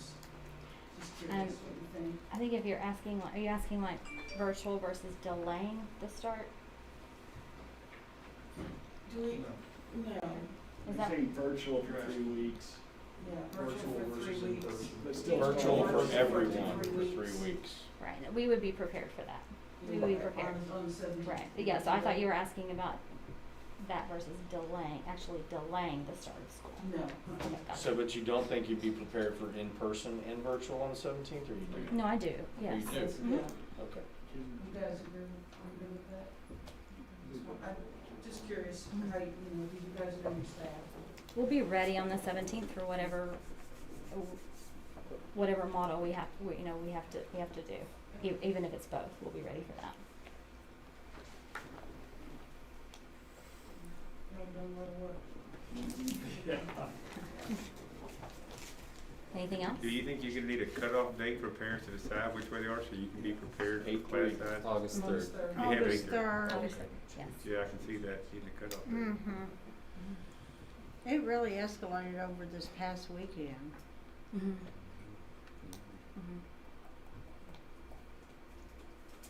Anything else? 40%. 20%. Well, we were only at 3:30 something on Friday afternoon, and now we're way over 400. You said 485. Yeah, so I think Friday morning we were just over 320, and then by Friday afternoon we were over 400, and now we're up another 80, roughly 80 requests for virtual. On that application, do the parents do they have to give any kind of rationale, or it's just they just ask? They just, so if they request right now, the way things are is that if they request virtual, we have to provide it. So Yeah, we I'm not call it saying an that not application. provided, but do they offer any reason, or is there anything on the application that says why they're We do choosing it? ask, is there anyone in the home that, has a, issues or concerns with the immune system. But even if they say no, even if they say their child doesn't have, Those is not immunocompromised and no one in their home is, they still can request virtual. No, I know that they can, I was just wondering if there was a space on there where they actually could state their reason for choosing it. There's not an open comment, there's not a comment section. With virtual students, is there any concern around 504 accommodations? Is that even considered? So what we would do for every student who is planning to be virtual, So if they have, if they have a 504 plan, or if they are a student with special needs in special education, then the campus administration and the 504 coordinators and the special ed teachers would have a meeting and to determine if the accommodations that they currently have are still applicable to the situation that they're going to be in, and then if any new additional accommodations are needed. So their plans will all have to be reviewed. If they're participating virtually, all their plans will definitely have to be reviewed. And so like if you have someone that's virtual, how does their dyslexia teacher, meet with them? Something Mhm. like that. Like So it would have to be virtual. okay. Was that done last school year? Mm-hmm. Yes. Okay. Speech therapy, Mhm. Yeah. dyslexia, special ed. Yes. Anything else? Thank you. Okay, so you've heard the staff piece of this, and you've heard the instructional piece of this. So I'm going to go over some of the health protocols with you. This document is intended to be used for the start of the 2021 school year, but it is subject to any changes by the CDC and by the Texas Education Agency. So we're going to be functioning with 4 sets of practices: providing notice, prevention, which tells us how to prevent the virus; responding, which tells us how to respond to a lab-confirmed case; and mitigating, which includes recommended and required practices to reduce the likely spread inside the school. So the notice we have to post at least 1 week prior to the start of on-campus activities and instruction. And that's a summary of the plan that we follow to mitigate the spread in our schools. The 5 campus nurses and I met last Thursday virtually. And the 5 campus nurses, we have a nurse, an RN at every campus in Argyle. They will make up the group that respond to the COVID concerns. Chris Wildevelt's our nurse coordinator for the district, and she'll be the coordinator of the COVID concerns group. Emails and campus contact numbers will be published on the website. We have that, but we'll make sure that it's prominent. We do have the attendance rule. 90% of the days that a course is offered, the student has to be there to be awarded credit for the course, and that has not been waived. But they can earn attendance through virtual instruction. So we might have somebody on face-to-face and they become ill, or they have to be quarantined and they could switch to virtual and they would get attendance credit. As Dr. Stever said, we're offering virtual and in-person learning. And any parent can request their student be offered virtual. They don't have to have a specific health reason with their child or a specific health reason in the home. It's open to anyone. A student may switch from virtual to on-campus or on-campus to virtual at 9-week periods. A switch at another time would require extenuating circumstances. The district will have daily on-campus classes for those who request this. We'll publish a notice of enrollment and attendance rights and responsibilities during the pandemic using the TEA document that we've been provided. Then preventing.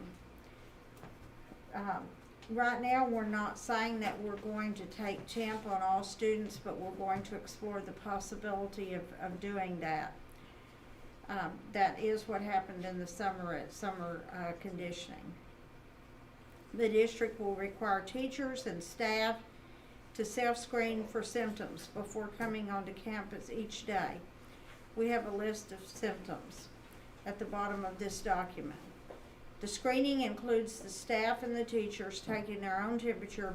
That's before they arrive at school. Teachers and staff must report to the nurse and principal if they have symptoms or if they're lab confirmed with COVID-19. They must remain off campus until they meet the re-entry criteria. We'll go over that in a few minutes. They must report to the nurse and the principal if they have had close contact with an individual who's lab confirmed and must remain off campus until the 14-day incubation period has passed. Now, close contact is also clearly defined in this document. Parents must ensure they do not send a child to school with symptoms or one who is lab confirmed. Now, you may say, well, how do we know for sure that a parent took their child's temp? Well, we really don't know that if we're relying on the parent to do that, and we would be better served if we were checking temp. They should opt to receive remote instruction until reentry conditions are met. Parents may opt to have a student who's had close contact with a lab-confirmed individual receive remote instruction. So that would be a case where you might have somebody on face-to-face, but then they get close contact with a lab-confirmed individual, they get exposed, and then they have to switch to remote in the middle of the 9 weeks. Number 3 has generated a lot of discussion, but we will not be able to allow visitors on campus except for drop-off and pickup. We will not have visitors at school for lunch with their sons and daughters and granddaughters and grandsons. We will not have watchdogs. We won't have PTA, PTO, volunteers. We just can't control it. So it's too risky. So we will have no visitors on campuses for now. Individuals who are lab confirmed or experience the symptoms must stay home throughout the infection period. In the case of an individual who is diagnosed with COVID-19, the individual may return to school when all 3 of the criteria are met, and this is what we've been following. 72 hours have passed since recovery, which is the resolution of fever. The individual has improvement in symptoms. That's kind of a hard one to monitor. Like, for instance, someone with the virus was given an inhaler and they had trouble breathing, and then later they were breathing better, so that's considered an improvement in symptoms. But I think that second one is a little vague. And 10 days have passed since the symptoms appeared. So if you first had symptoms on July 4, then 10 days would have to go by after that. That's the criteria for reentry. If an individual has symptoms but has not been evaluated by a medical professional or tested, he's assumed to have the virus and may not return to the campus until the individual has completed the same set of criteria, those same 3. If the individual has symptoms and wants to return before the completion of the stay-at-home period, the individual must either obtain a medical professional's note clearing the individual or receive 2 confirmations 24 hours apart that they're free of COVID via testing at an approved testing location. Schools must immediately separate any student who shows symptoms at school until the parent can pick up the student. Schools must clean the areas used by the individual who shows symptoms while at school as soon as possible. Students who report feeling feverish should be given a temperature check to determine if they're symptomatic for COVID-19. So those are the kinds of things that we're looking at doing for preventing. Then responding. One question, Dr. Wright. Yes. On the symptoms. So if we were to test for fever. Right. Then that would be a symptom, and then that, therefore, would that student be sent home for 10 days until that symptom has been improved? No. 72 hours. That would be, they'd be sent home, but they wouldn't, just because they have a fever, young children frequently have fever. Fever is very common in young children. And so, just because they have fever doesn't mean they have COVID. It might be one symptom, but you would have to have more than one. As long as that is most of the time. understood. Yes.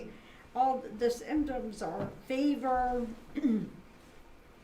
loss of taste or smell, cough, difficulty breathing, headache, chills, sore throat, shaking or shivering, muscle pain, diarrhea. Those are. Okay, so the response. If we have an individual in school and their lab confirmed, the school has to notify its local health department in accordance with federal, state, and local laws and regulation, including the confidentiality requirements of ADA and FERPA, and that's the Denton County Health Department. Students must close, and we decided that Chris Wildville would be making that notification for all 5 nurses. Schools must close off areas that are heavily used by the individual with the confirmed case until the non-porous surfaces can be disinfected, unless more than 3 days have passed. Consistent with school notification requirements for other communicable diseases and consistent with legal confidentiality requirements, we, the school, have to notify the teachers, the staff, the families of all the students in a school if a lab-confirmed case is identified among students, teachers, or staff who participate in any campus activities. And we did that in the summer for the summer program. Then mitigating, this is what we're trying to do to reduce the spread inside the school. Hand sanitizer at each classroom entrance. The students, the staff, the teachers sanitizing and are washing hands frequently. Elementary students engaging in 20 seconds of hand washing twice a day. Students should be washing their hands after using the restroom and before eating anyway, but continue that practice. Cover coughs and sneezes with a tissue or covered in their elbow. Frequent cleaning practices by ABM instituted.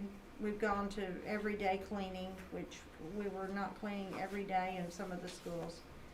Provide opportunity for students to clean their own spaces before and after they're used. Then additional cleaning and disinfecting throughout the day, including door handles, tables, desks, shared supplies. Work to improve airflow whenever possible. They're recommending we keep the windows down on the bus when we can. On the first day of school, we'll provide instruction on hygiene practices and other mitigation practices adopted in the system. Masks include face masks, cloth face coverings, and face shields. We will comply with the governor's executive order regarding wearing masks. Age 10 and above will wear masks. When it's impractical for children to wear masks or face shields during athletic or extracurricular activities, students and staff will wear masks when entering and exiting facilities and practice areas. If you can't, like if you're actively exercising and you can't wear your mask, you would still wear it entering and exiting. 6 feet of distance must be maintained while exercising. We're trying to place the desks 6 feet apart. We've switched out as many tables as we can for desks already, and we recognize that they won't be 6 feet apart in all cases, but when possible, we're doing that. It's preferable to gather students outside, like for PE. That's a very good thing if when we can do that, and when it's not extremely hot. Entry, exit, and transition procedures will reduce large group gatherings in close proximity. We'll assign students to entries to ensure even distribution of students entering and exiting at each door. A lot of that is already done routinely. We will not have big assemblies. We'll utilize dividers on tables and seat students 6 feet apart in the cafeteria and utilize disposable food service items. The buses, hand sanitizer has to be used before they get on the bus. We open the bus windows if it's possible. Now, if it's 90 or above, we'll have to run the air. We're going to encourage parents to drop them off and pick them up if possible. And we're going to clean the buses or spray the buses with disinfectant after each trip. So between the elementary run and the high school run, the bus would be sprayed. So no visitors to the school, we said that already, and that includes volunteers, parents, PTA, and watchdogs, and no lunch visitors. We'll have virtual meetings whenever possible. you've got the symptoms listed there, and then the way close contact is defined, this doesn't mean if there are 30 students in a classroom, they've all had close contact with the infectious student. Being directly exposed to infectious secretions, like being coughed on while not wearing a mask or face shield, or being within 6 feet for a cumulative duration of 15 minutes while not wearing a mask or face shield, if either occurred at any time in the last 14 days at the same time the infected individual was infectious. Individuals are presumed infectious at least 2 days prior to symptom onset, or in the case of asymptomatic individuals who are lab confirmed 2 days prior to the confirming lab test. So, one of the things that we're going to add to what we've talked about here tonight is looking at maybe those walk-through monitors for temperature, because I think that would be a great idea. So those are the basic health protocols. The nurses were a little bit concerned about, like, if a student came to the nurse's office, whether they would allow them in there if they thought they had symptoms with other students, and it was decided they'd just be kept as far away from the others as possible in the nurse's office, and they would give them a mask. Is there any consideration to making an amendment on the age instead of being from 10-year-olds to being a certain grade level? I think that when you've got the 10-year-olds, you're really looking at 5th grade, but like we have the 4th grade and the 5th grade at intermediate, we probably need to make it at both grade levels. You know, you gotta utilize dividers up there, and then that would be a huge cost and a huge manual issue of putting those up. Doesn't a mask make those not useful or not necessary? Well, some of the time, though, you've got that situation with those younger children too, where you have tables and they're not wearing masks. So And you'd only be thinking about that for under second grade and below. oh, we're talking about using them in other settings too. We're talking about using those dividers in lab situations where you've got lab work going But on. you have a mask on at the time. Even if you had So a mask. that's my point, is I think it's overkill. You know, in that the mask trumps all. And actually for the kids who can't wear masks, if they had a face guard, the whole goal of our mask is not to prevent the disease from coming in, it's to prevent the exhalation of droplets. And a face guard would do that for those kids too. It is, It but protects everybody. if you've got a lab partner in science, even if you have that mask on, you're still very, very close to that individual. But you said on your, whether you're close or not for quarantine, if they have, it's only if they're unmasked. Right, Is that an unmasked. issue? I'm just saying, if we're going to make people wear masks, We're doing the same thing in the offices we've got the receptionist wearing a mask, but at the same time, we're putting up one of those plexiglass shields. It stands on little feet, and then it's about so tall, so wide, you know, to separate the receptionist from the visitor, even though we're observing social distancing and wearing masks. We're just trying to be as thorough as possible. And yes, I mean, I don't disagree with what you said, that it's overkill in some cases. Dr. Lynn, on the buses, are they gonna be required to wear masks? Yes. And are we still gonna do like 2 kids to a seat? Well, if we have to put two to a seat, we will, but, you know, we'd rather not, but we probably will have to. I know we have a couple of routes that. The afternoon routes are very full, and that's the time that it's hardest for the parent to pick them up. Many parents can drop them off, but not necessarily pick them up. That's another, you know, I think there's some concern on the part of the bus drivers also, just like there is on the part of the teachers. Okay, Dr. that's, Ryan, do we have any special plans for the lunchtime situation? I know the recommendation is to that 6-foot distance, but it just seems to me that that's gonna be awful hard, especially at something like lunch. It's very hard. Intermediate's going to 4 lunch periods. The Hilltop and West are already spread out over several hours, but they'll distance as much as they can. Middle school's adding, what, Scott, 1 lunch? Not another lunch, we're just gonna spread out. Spread out. High school, the way it is right now, they can't do mega lunch and maintain any social distancing.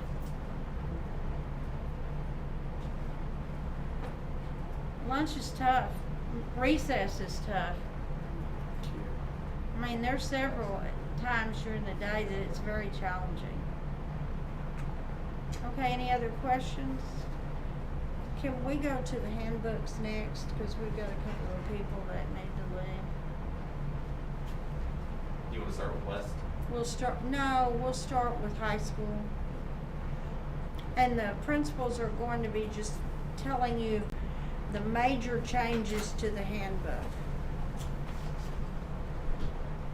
Good evening. We have minimal changes to our handbook this year. We followed the model handbook that was given to us by Dr. Wright. I think we have 4 changes. One is in regard to grading policies and having subcategories within minor grades. We had a question by a parent about that this year. So we did clarify some wording on that. It's on page 55. On page 53, exam exemptions, we are going to go ahead and do away with exam exemptions for the fall semester. We'll reevaluate for the spring semester. Again, the reason for that would be the exam exemptions encourage attendance, and of course we're not trying to discourage attendance, but we want kids that are sick to stay home given a pandemic. So we will reevaluate our exam exemption policy in the spring, see what's happened with COVID at that point. But everybody will go ahead and take exams for the fall semester. On page 47, we had one small change to our dress code. We are going to allow males to wear earrings, small stud earrings, if they choose this year. We think that does not have any impact on the educational process, and it's pretty much accepted in our culture these days. And then we did put one thing in on page 54 with regard to grading policies in the event that we do have an unplanned distance learning situation where we're, for an extended period of time, we are going to give the teachers just a little bit of latitude on how many grades they take if that comes about. And those are the only changes that we made for this year. Okay, question? Okay, Mr. Gibson. Thank you, Mr. King.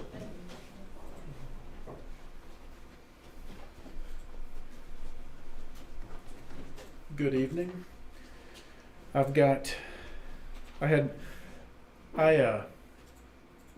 learned a few years ago that the jobs that you don't like to do, you delegate those. And so this job of trying to get the handbook together, I delegate down to Mr. Baker. And so our major changes that we have in there is Holly Williams is going to replace Donna Lumsden throughout this document as an assistant principal. And then we have CTE classes that are added for the 2021 school year, and that is on page 33 with our Project Lead the Way classes. Most of the changes that we have in here, because like Mr. King said, we don't have a lot of major changes.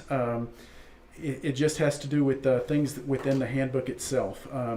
Things such as families living in a shelter for survivors on page 13, expanded list of bullying and cyberbullying examples, pages 31 to 33. Distance learning, which is, of course, big here now, pending changes. So within the handbook, it's pending changes based on TEA and AISD decisions for 2021, and that's on page 44. So again, most of our changes just have to do with smaller things that are going on right now. If you have any questions about the upcoming school year, I'd be happy to answer that from you right now, because I know we've got a lot of other issues that are going on. But I'm back at work this week.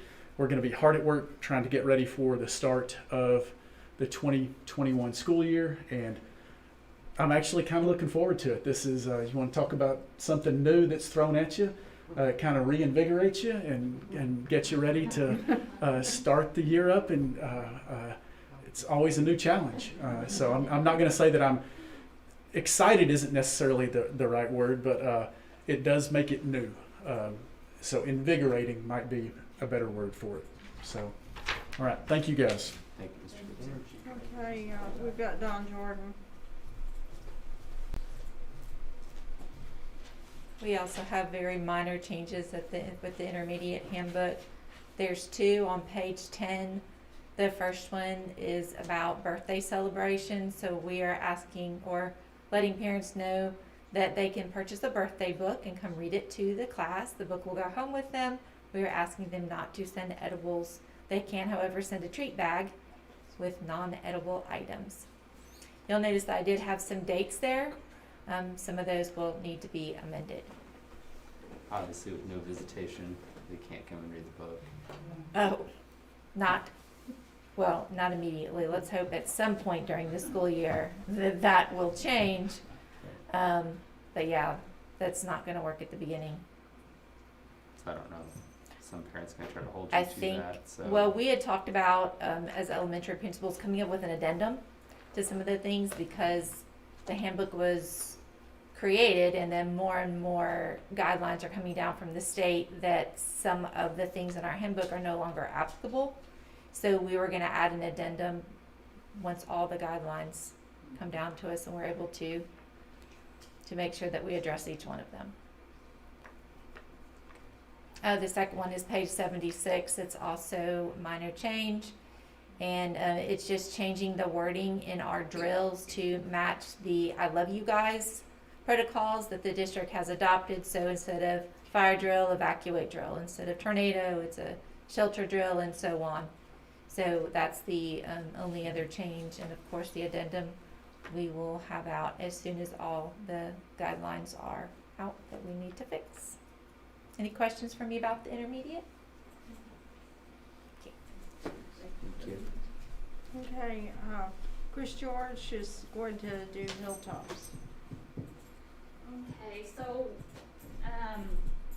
we have the same changes as Dr. Jordan just said. Page 5, we have a change to our schedule. We kind of always have to tweak our daily schedule every year to make sure that lunches and recesses and all that stuff. Page 6 talks about the birthdays. That's the same for us as it was last year, so we're just following through. We used the TASB model that Dr. Wright sent out. We have the new wording for drills also in our handbook, so I think we're just pretty much in line with everybody else. Okay, thank you. We appreciate you doing that. And Mr. Bell, Freddie Bell.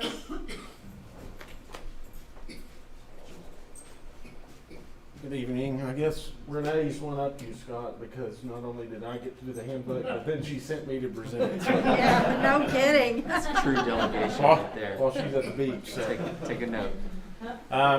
Our changes are exactly the same. We've really worked together to make the same changes. The birthday thing was kind of a conglomeration of a better idea than bringing food because, you know, of the treat situations, allergies and all that. So our second grade actually started this year.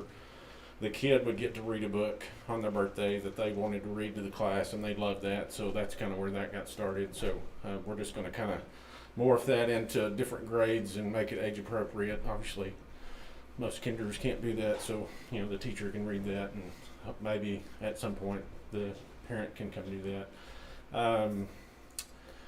We've updated our, we have many events lined out that we put in our handbook, Grandparents' Day, Veterans Day, things like that. We'll see what we get to do out of that, all of the events that we list in our handbook for the parents to kind of plan out.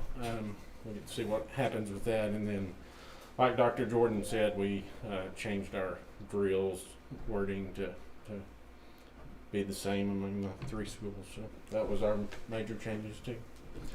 Thank you. Thank you, Mr. Bell. Okay, can you go back, Greg, to the handbooks on here? Was there an action item or something?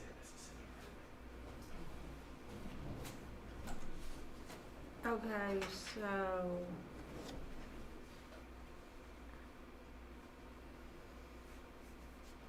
Alright, so we're to 10A then.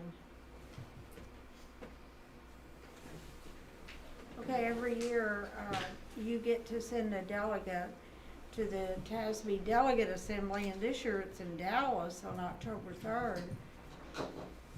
I suppose that'll be in person the way it is now, but it may end up going virtual. But you need to nominate a delegate and an alternate delegate so that we can turn that in for the Delegate Assembly. I think Dr. McDade, didn't you do it last year? I did. This will really be an interesting Delegate Assembly because of the legislative year upcoming, and you're getting to provide input into the legislative priorities. Do we know what the hypothetical football schedule is on October 2nd, on Friday? No. What now? Football schedule on October 2nd? Oh, October 3rd, Saturday? I don't- Well, no, the 2nd's a Friday, but if I'm gonna volunteer for this, I wanna make sure I'll be in town. It's in Dallas. It's It'll be open by homecoming 5. if it stays the same. What's that? It's homecoming if it stays the same. Okay. it's homecoming if it stays that way, okay. I think it makes sense to nominate Mr. Sam Slayton. Delegate. I'd second that motion. As long as my alternate's Mr. Deffenbaugh. I'd second that motion. I'm okay with that. All right, I'll entertain a motion to nominate Sam Slayton as the TASB delegate for Argyle ISD with Mr. Deffenbaugh as the alternate.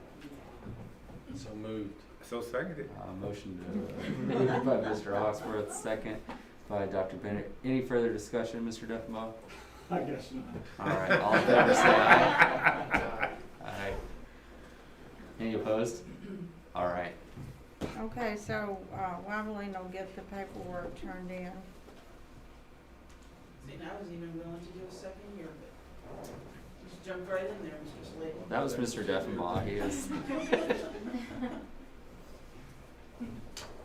Okay, 10B gives us the ability to count people who are out for 4-H extracurricular activities as present. It puts 4-H in the same category as we have for other UIL and extracurricular activities. We're requested every year to fill this out new, so I ask that you approve 4-H as an extracurricular status. What action item is that? 10B. Yeah, I make a motion that we approve action item 10B as presented. Dr. Bitter, a motion to approve. Do I have a second? I will second. Mr. Deffenbaugh, second. Any further discussion? All in favor say aye. Aye. Any opposed? I didn't, 10C, I ran this supplemental pay scale against the 4A school districts in Region 11 and Region 10 instead of running it against the state, because I think that's more relevant for our situation. And there aren't any recommended changes for the 2021 school year. So I ask you to approve the supplemental pay schedule, and the backup is on there too, all of the documents that show what other school districts pay. I'm going to recuse myself from action item 10C. I would make a motion that we approve action item 10C as presented. All right, Mr. Deffenbaugh, motion to approve. Is there a second? I'll second. Dr. McDade, second. Any further discussion? All in favor say aye. Aye. I did not say aye. Any opposed? All right. Okay, 10D is the order to call the school district election for November the 3rd. You'll recall that we had to move, or that we were requested by Denton County to move the election from May to November. We do have 3 seats up in November.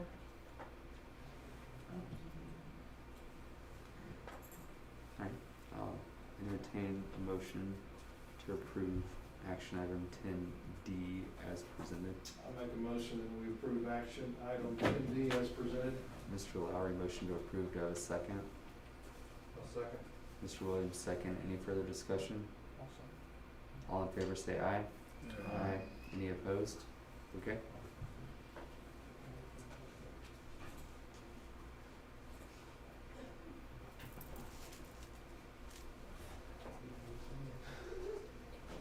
Okay, Jeff Cohen's going to talk about 10A. So, this recommendation is for adoption of a prevailing wage scale for our construction projects, which is something we need to do to be in full compliance. So I'm recommending that we approve Department of Labor survey under Davis-Bacon Act as our standard prevailing wage, which would apply to all construction projects going forward until we adopt a different one. What does that mean? That's they have a wage survey that they do, and they find out what the local area, what the standard wages are for each trade, and they publish a list, which I can share if you want to see it. And that's the minimum wage that a worker for each trade should be paid. And so it's got a pretty comprehensive list, asbestos workers. Does that fall on us or? Yeah. Not on us. Falls on the contractor. But are you saying we can't? But it's use- got to be in our But documents that we we have publish. to say that this is what we follow. Correct. So you're saying we can't use somebody that doesn't meet those pay scales? Is that what you're saying? We're just saying that the contractor We're holding them is to that holding standard. them to this scale. If somebody makes a complaint, then they're the ones that are going to get caught and have to make up for that. Okay. Did we Because actually we have that published in this. our construction contracts, requiring our contractors to do that? Well, that's why we're adopting this, because it will be in our specifications. It the doesn't project require manual. us to review what they pay all their employees. It does not. No. Now that's a little different if we have a project that's got some federal funding Yeah. involved, but right now we don't have any, so we don't actually have to review anything. Okay. Easy enough. I'll entertain a motion to approve action item 10E as presented. I'll make the motion, we approve action item 10E as presented. Alright, Dr. Bitter, motion to approve. Do I have a second? Second. Mr. Hawksworth, second. Any further discussion? Okay, all in favor say aye. Aye. Any opposed? Okay, thank you. Okay, part of requirement each year to set or adopt our budget and to set our tax rate. The first part of that is for you to approve a date and time for the public hearing. And so we're asking that you set that date and time as the regular August board meeting at 7 o'clock for that evening.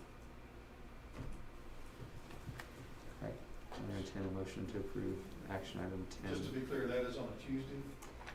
That is what, yes, that's what Yes. had been discussed before, because the 17th was going to be the first day of school, and I believe y'all talked about moving it to that Tuesday. Yeah, we did move it. Alright, I'll entertain a motion to approve action item 10F as presented. I move we approve the date and time as presented. Alright, Mr. Williams, motion to approve. Do I have a second? Second. Dr. McDade, second. Any further discussion? Okay, all in favor say aye. Aye. Any opposed? Alright. Okay, this next action is we're requesting a resolution delegating authority, purchasing authority to Dr. Wright for the time period of once this is approved through September 30th. Our normal purchasing authority is $25,000, and these would be for only for COVID-related items, something for distance learning, for PPE. Some things are hard to source, and some things we're still deciding what is needed in time for school to start. And so if there is something, just say we determine that we need those plexiglass portable student screens at the elementary level, and if that's what we want to purchase, we know that that will cost us over the $25,000 limit. And if we're able to find those in stock and determine that that's the way to go, and in order to get them here in time for school, rather than having to have a board meeting, have you approve it, we're asking for you to give Dr. Wright that authority up to $200,000 for the time frame of after tonight through September 30th. Would she report that purchase at the next meeting? Yes, we would report anything back to you.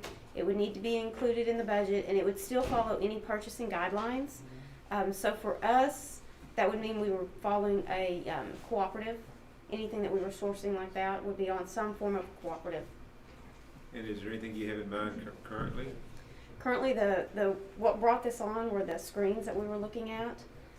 The ones that we had found we couldn't get in time for school anyway, but that brought about the price. So we're still looking for some that are in stock, and if that is the direction that we decide to move, once we are able to find those, we will not have another board meeting that would allow, unless you called another one, that would allow us to ask for permission to purchase those. I know that we're looking at Webcams.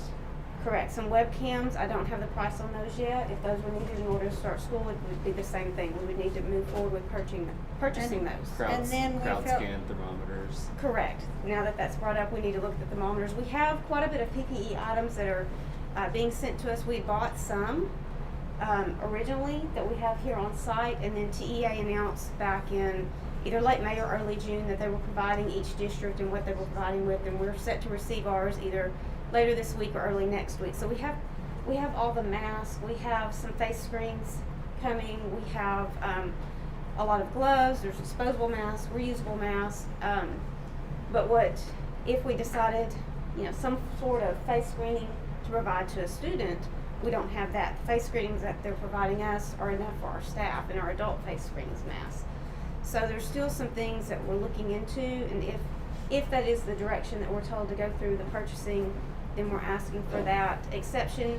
And the reason we're asking through September 30th is if we get into school and we find, oh, this is something that we need now, we didn't think about this before we got everybody here and we need to go find this. Again, it's the same concept of stopping, asking you to call a special meeting, getting it approved.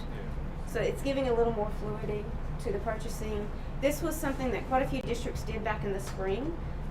We were very fortunate that we had a lot of items, of technology items. We're 1-to-1 at quite a few of the grades. We didn't need, at the time, as many hotspots or anything along those lines, so we did not ask for this back in the spring. But it's the same basis. We talked with TASB Legal. We talked with our own local school attorneys. They actually provided the resolution. So this was something they already had. They had guidelines for. They'd had some discussions about, because this had been a need since this started. We just did not feel like that was a need at our level. Greg and I filled out that survey also. We can get a bulk rate purchase on hotspots and on some of those Chromebooks, even though they weren't really the specifications that our Chromebooks are. Right. So we filled that out, so that would be included. Correct. I would just say, don't take this personally, but I'm against this resolution because the budget consideration is generally our only input in any decision. And you basically have taken that out from us. I don't not trust you, Dr. Wright. It's just that we're allowing up to $200,000 per transaction. I know you're going to give. That's capital. total. That No, would it's be not. total. It's Single budgeted purchase. Yeah, it's a single purchase item. So that's per transaction. So, Because your current policy is $25,000 per transaction. right.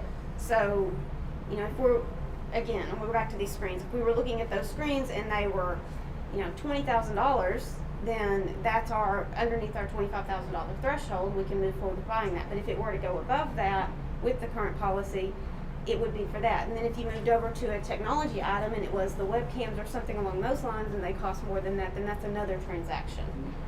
So it is per transaction. Right.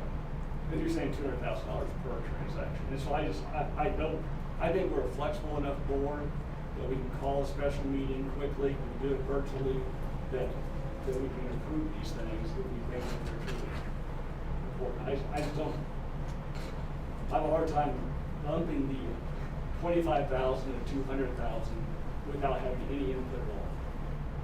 I understand that. And that's a valid concern. Our main thought It process would behind be this was moving only- forward, something that we decided was needed in order to start school and trying to secure that with a shipping timeline in order to get it here. It's to be only things that are related to starting school in this situation. Yes, I had a discussion Virtual with learning. someone Like we listed the items, the webcams, the Chromebooks, So what keeps you from actually listing all those up with transaction items and sharing them with us and then giving them? because in some cases, like when we've been trying to get these trifos, we're not getting good results when we try to get a certain number from, say, Lone Star, or a certain number from another supplier. We're having to make changes. And then we've had to order, like we ordered a sample to see what a 21 inch, what an 18 inch, what a 14 inch Well, look what like. keeps us, I'm sorry, I don't mean to be argumentative, but you've already got an idea of what you want to purchase. We do. Kind of ballpark. What keeps you from presenting that to us and saying, are you okay with that? Versus just saying, carte blanche, give me the opportunity to buy anything COVID related.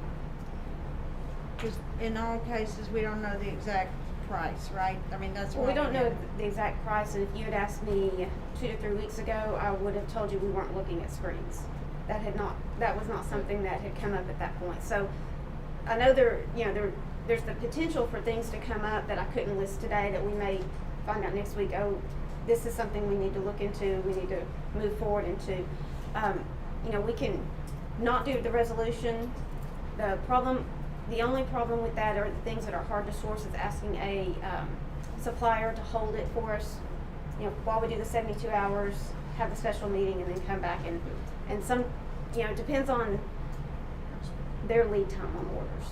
And some, again, we're checking with vendors every day, trying to find some things in stock. Some things have, some things are pushed out for some vendors. Some vendors are saying they can get us things in 7 to 14 days. From the point of order, it just depends on what the item is, how many we're ordering, and at what point, we fall in line for them. I can give one example of the webcams. If we were to purchase one for every teacher, it would be around $28,800. Not to say that we're doing that, but just as an example, that would be over that threshold.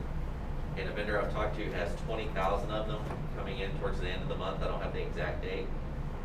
My best guess is they would sell out less than 2 days, probably 1 day. Once they get them. But I guess, do we need to go, I haven't heard anything that's $100,000. Do we need to, on a per transaction basis, do we need to go to 50,000? Do we need to go to 200,000 per transaction? No, we can lower it from 200,000. We went with an example that was already in there for another district, and I can tell you, not knowing, we've used that example. But to Mr. Deffenbaugh's point, also, I think even during this pandemic, we've shown that we can get together virtually pretty easily, and if it is pandemic related, my thoughts are you could have an emergency meeting where we get together virtually to approve purchasing. I don't know. Yeah. It's not that it's not that I feel you're, anything less than conservative, but $200,000 each purchase, that's. Maybe we should change the amount. I think the need for some flexibility here for you guys who we certainly all trust is appropriate.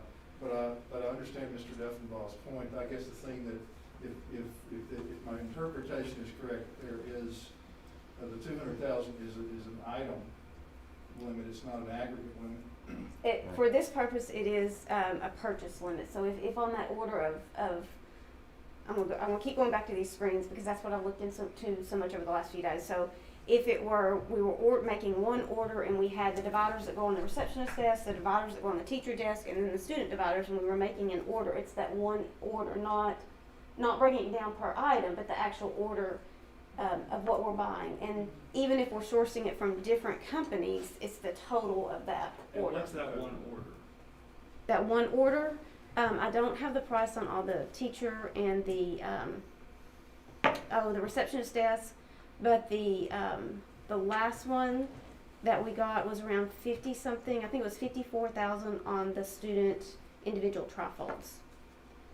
That's the latest one. We had a cheaper one, but that can't come in stock in time. Theoretically, and I'm not that anybody would do this, but theoretically though, you could come back to us with 4 orders and say we spent $600,000. Or 800,000. And I think that's the part that probably, Yeah, I don't want to speak for you, but that's the part that it seems like we ought to put a cap on somewhere. And that's not our intention. So No. I think we need to change the amount. Right, because the other thing that we have in here is that it has to be within the budget as well, so we couldn't, this doesn't give us authority to go spend the 800,000 if it weren't already in, some sort of line item. So the 200,000 can be changed if you would feel more comfortable with the lower level. I want to know up front, what do you guys think about spending money on versus finding out after the fact, oh, by the way, I spent $50,000 just for optics. You know, if we have mask, we also now have a screen. Right. Do we have, So, do you have a specific line item in the budget for COVID related materials, or does this cross across different budget? It crosses across some different areas, depending on what it is. So there's no cap of the line item? Right, that the you have to majority, pull right. from? The majority of items, if we're looking at technology related, that's gonna be an instructional line item. If you're looking at, some of the PPE, depending on if it's individual, or if it's used in the classroom, or if it's used mainly more in the office area, that may break out a little bit, but for the most part, it's gonna be instructional. So, with regard to that though, isn't all this that's COVID related that we can make the cases all reimbursed from the CARES Act money? Not all of it. So there's certain, there's different areas under the CARES Act.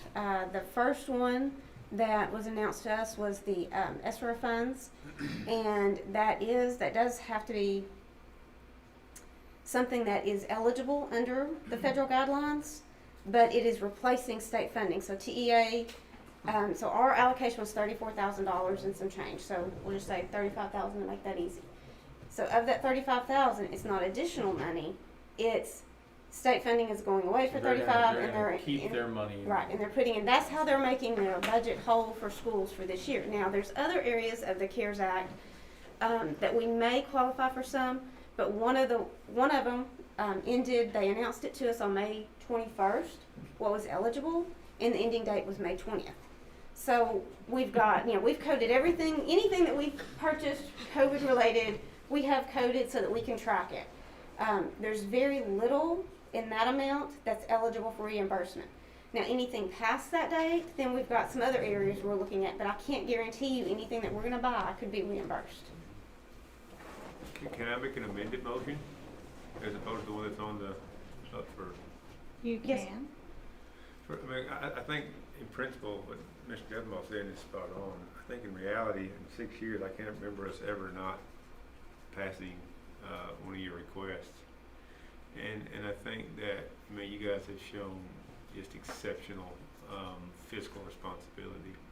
And what you're asking for a very defined period of time, access to quick decision making.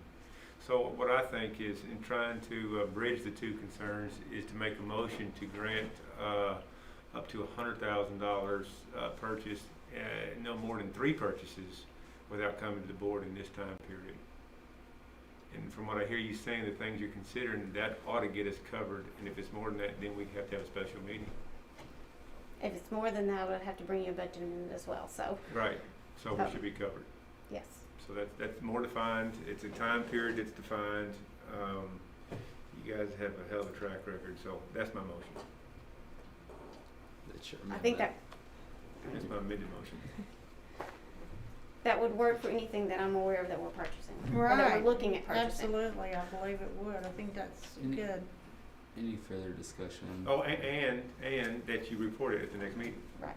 So, And I'm fine with that motion, and I'm not gonna second it yet, but my discussion is gonna be, I don't see why we didn't line up kind of approximations of what you want to spend money on, just for our review tonight. Versus just Yeah. having this as a, And I can tell you, the only thing that I had that I was working on when this came up were the screens. Since then, we started talking about webcams. We don't have pricing yet. We started talking about more Chromebooks. We don't have pricing yet. Things are changing on our end, daily and weekly. And so I could give you a list, but I can't guarantee you that that will be the list that we're going to ask for.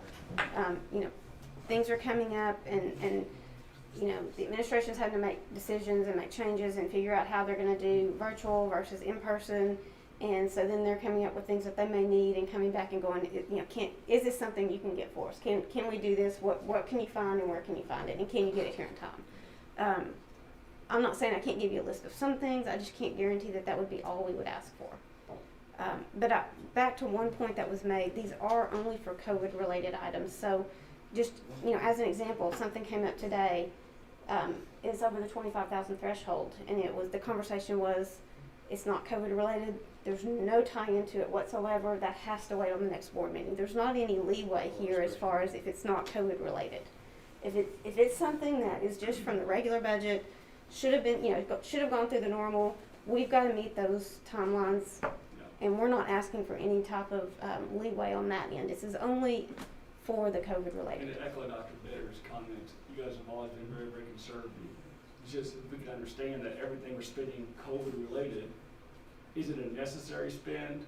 And we're not going to be able to spend something else education related afterwards because it's all part of the budget. That's what frustrates me is if we're spending things that don't really make a difference.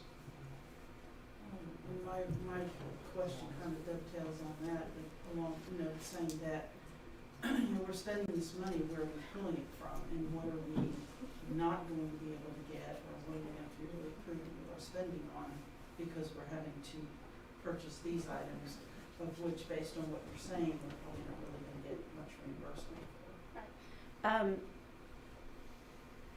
We talked about early in the spring that we would, with some of the situations with the buildings being closed, we were going to see some savings. So of course there are savings in this budget that will come through.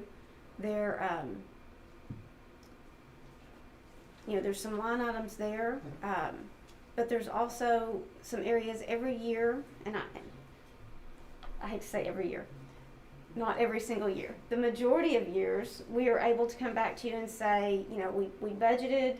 We try to do it as conservative as possible. We looked up here what our expenditures, the highest that we think it could be, but here you go, we came in under here. And so we typically are able to return to you and come back at the end of the fiscal year and say, we underspent on our expenditure side, and here's our revenues came in better, and we have a conservative style budgeting. So there are some areas in there that are looking really good this year, but there's also some areas that we've talked about that there would be savings due to the closures. I have absolutely every confidence that Dr. Wright and Liz will not come to us unless it's, or not make an expenditure unless it's needed, and budgetary considerations are made. You guys do a fantastic job. And so I like Dr. Bitter's, that puts a little, it gets rid of the open-endedness, which is really the only concern I have. So I think that's a good motion. I would vote for that. Now, Start with a echo second. Dr. Bitter's sentiments as well as Mr. Lowry. You guys do a phenomenal job. Thank you. Yeah, there you go, second.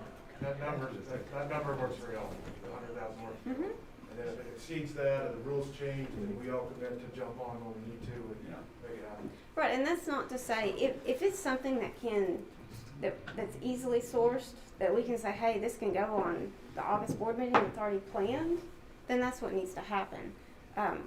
It's not just, it's for those items that we're seeing, hey, we finally found it, we finally found the one that has it in stock, they can get us here today, here's what we need. That's the intent of this. Like I said, plastic's not, it's hard to get a hold of it all right now, right? It It's is. probably your biggest hurdle. Yes. Well, it's very competitive. You're competing against a lot of other districts that want the same things.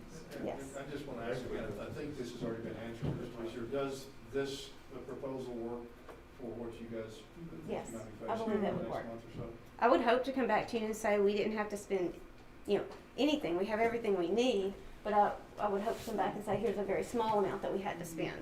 But so yes, that proposal would work for I believe anything that we are aware of at this point, and hopefully anything that we'll become aware of in the next few weeks trying to prepare for school. Well, will you accept a second at this point? Or Well, I'm gonna try to get an official motion here. So, Official motion? No, it was made. Didn't need official second. I just wanna make sure it's clearly spoken in Oh. the record, so. I would Dr. like to Dr. officially make your motion your amendment. that we amend, which one, action item 10G. 10G, to give the latitude to the administration to spend up to $100,000 per order, no more than 3 orders, by September 30th, 2020, 5 p.m. Central, as needed, and that they would report to the board at the next scheduled board meeting. Perfect. All right, I have a motion, an amended motion to 10G by Dr. Bitter. Do I have a second? I will officially second it. Dr. McDade, second. Any further discussion? All in favor say aye. Aye. Any opposed? All right, thank you, Liz. Okay, I also have this next one, and I will ask that if we can on this one, read the suggested motion, because it is, TEA is very particular that this go in the minutes with this particular wording if you are to approve it. And this is, this goes along with, used to be chapter 41, now chapter 49, the purchase of the attendance credits for, it's coming up eventually. The board book maybe have a Uh-oh. couple of problems right now. It's Okay. not premium. Surprise, surprise. It's not reaching its premium Premium. status. We could go on to the next action item with that. If it's It may be just as bad. yeah, Oh, let's see. okay. Mine's not loading. I'm glad to see it. I was the only one having issues. Yeah. Well, I have it on my computer if that would help. Yeah, it's just a problem with board book. Did it? He's got his. You can do, you got yours up? I have a second pull up what I actually uploaded into board book. This one's spinning. But basically what this is just an approval delegating to the superintendent to make the decision on the local option for purchase of attendance credits that goes along with, there you go, that goes along with our chapter 41, which is now chapter 49 status. And it's something that you do every year. Typically, we have you sign the form and we send it in. But if you so choose to make this motion, which we're recommending, then it can be done electronically this year. And if you'll scroll down just a little bit more, Then you want there's to the keep it action. the same option. Right. Correct. It's the option 3 is what was voted on back in 2001, 2005, somewhere in that early 2000 range, and it does take an actual vote. And that was what was chosen at the time when we first went into the chapter 41. And so we continue that every year. It's basically, So you defer. No. we're figuring under this how much we owe back under chapter 49. I still want to say chapter 41, chapter 49 now. It's very hard to remember to say chapter 49. It is. It has to be this exact wording too, or TEA doesn't like it. Yes. Any questions? All right, I'll just go ahead and do this since you're going to stalemate over here. You can read the motion? Yeah, I'll read it. All right. All right. I'll listen. I will entertain a motion to approve action item 10H for the 2020-2021 school year. We delegated contractual authority to obligate the school district under Texas Education Code 11.1511C4 to the superintendent solely for the purpose of obligating the district under Texas Education Code 48.257 and Texas Education Code Chapter 49, subchapters A and D, and the rules adopted by the Commissioner of Education as authorized under Texas Education Code 49.006. This includes approval of the agreement for the purchase of attendance credit. Do I have a motion to approve? So moved. Mr. Deffinbaugh, motion to approve. Do I have a second? Second. Mr. Hawksworth, second. Any further discussion or need for rereading? I was moved too. I'd like you to reread it. Okay. All in favor say aye. Aye. Any opposed? All right. Thank y'all very much. Thank you, Liz.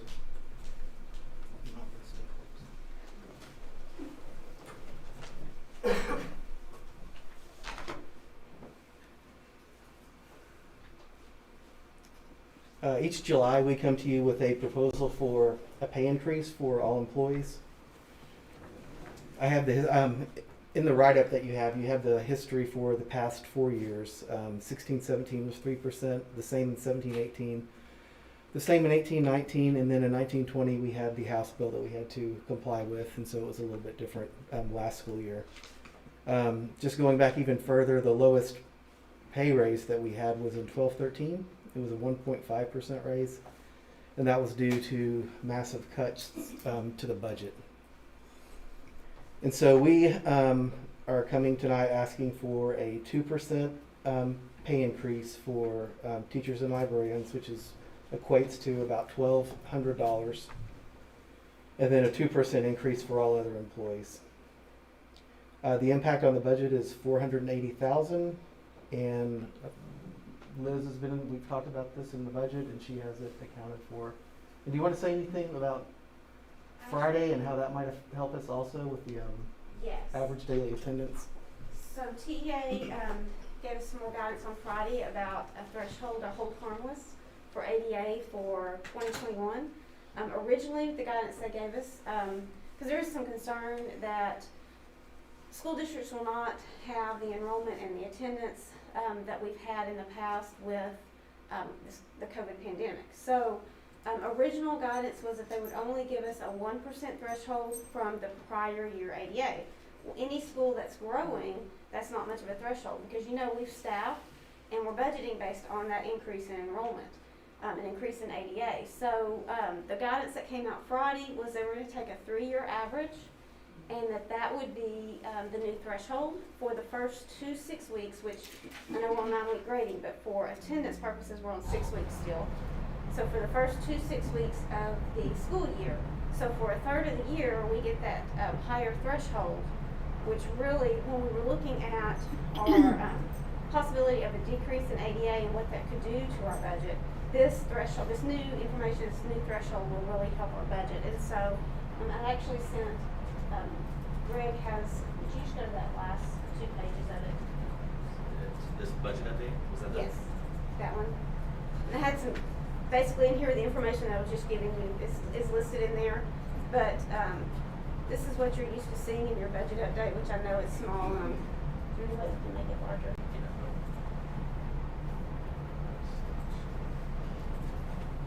Okay. So in June, we added this column, House Bill 3 reduced ADA.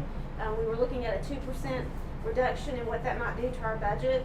And if you'll scroll down to the next page,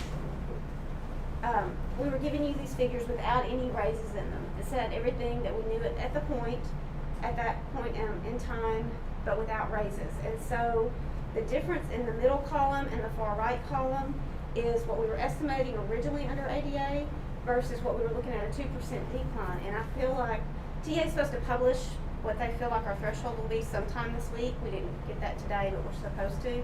But from my calculations, we're going to be a lot closer to this middle column than we will be to the far right column. And so it does help with our budget projections. I don't feel like we need to look at the 2% decline anymore. I feel like the threshold that they're giving us for those first 2 6 weeks will really help as far as being able to budget at the original projection of what we have. So if you look at the raise recommendation versus what we were showing here, the $600,000, we're hitting between the $600,000 and $200,000 range there. This puts us much closer to that $600,000 range, and with the raise, $600,000 range on what was remaining on the budget, and this would allow those raises to be included and still have either a balance or surplus budget. So, it was just. Is there a possibility with our online that our attendance percentage will go up? Because now the kids almost always log in and get credit for attendance? There's a possibility. It just depends on how active they are. The guidance right now is they have to be some sort of engagement daily. And so if you have a student that comes in and treats it like they're thinking what it was like last spring, where they might get all their assignments up front and they were just going to check in, get it all done and check in once. They only check in once that week. We only get credit for 1 day. Twice. They have to check in and have some sort of engagement daily. Right. So there's a possibility it could, but we just don't know that. So there's also, we had looked at and we've had some discussions with other area districts. We don't know that we will have all of the enrollment that we've had in the past. We hope we do, and that's what we've planned for and that's what we've hired for. But this is such new territory and there's such indecision and worry right now about what a parent needs to do for their own child, whether they're gonna virtual, in person, some are looking at homeschool, are we gonna have that enrollment, and were we gonna have that increased enrollment as what we were projecting because of the growth we've been seeing in the area? So, again, what came out Friday from TEA, I feel like helps our budget projections quite a bit.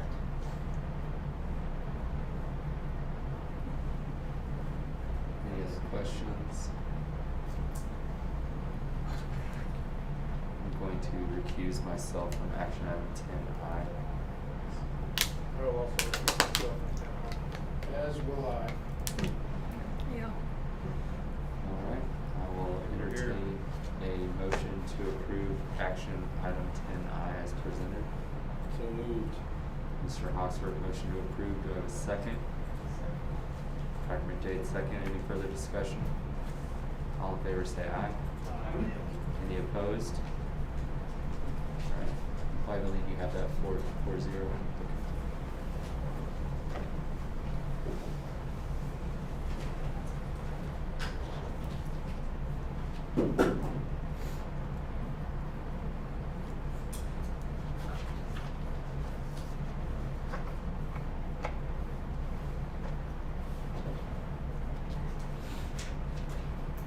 Okay, the next one is, Mr. Chadwick. Let's see here. Douglas Chadwick has agreed to be a candidate for a new position on the TASB Board of Directors representing, Region 11, which is our Education Service Center region. You've had a chance to look over his bio. I'm recommending that you endorse Douglas Chadwick as a candidate.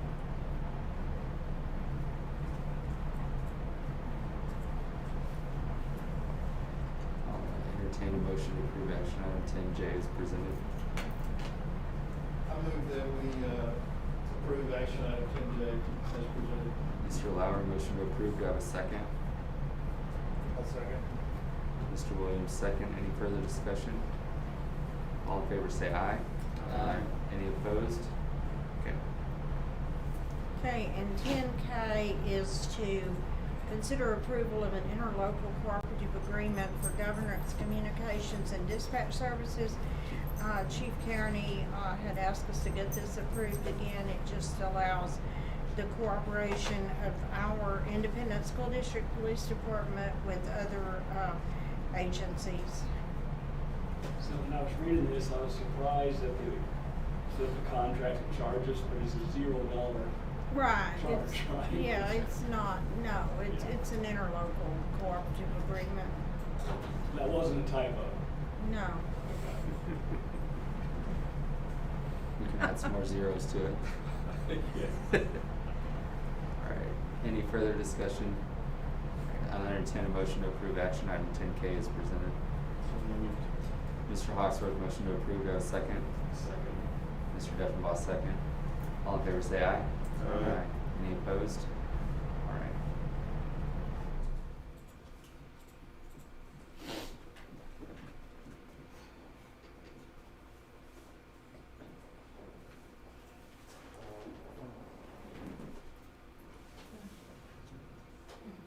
Okay, this is a policy update. First reading, do you want to read all those or not? Dr. Bitter would like to. So read. It's so weird. That's delegation right there. Do we need to read them all or no? You don't have to. I mean, again? No, you don't have to. Okay, so what do we need to do, just approve it? Approve policy update 115, affecting local policies on first reading. It's first reading. Really good update. Mr. President, I'd like to approve action item 10L as presented. Alright, Dr. Bitter, motion to approve action item 10L, policy update 115, affecting local policies, first reading as presented. Do I have a second? I'll second. Dr. McDade, second. Any further discussion? All in favor say aye. Aye. Any opposed? All right, the time is 10:37 p.m. and we are adjourned.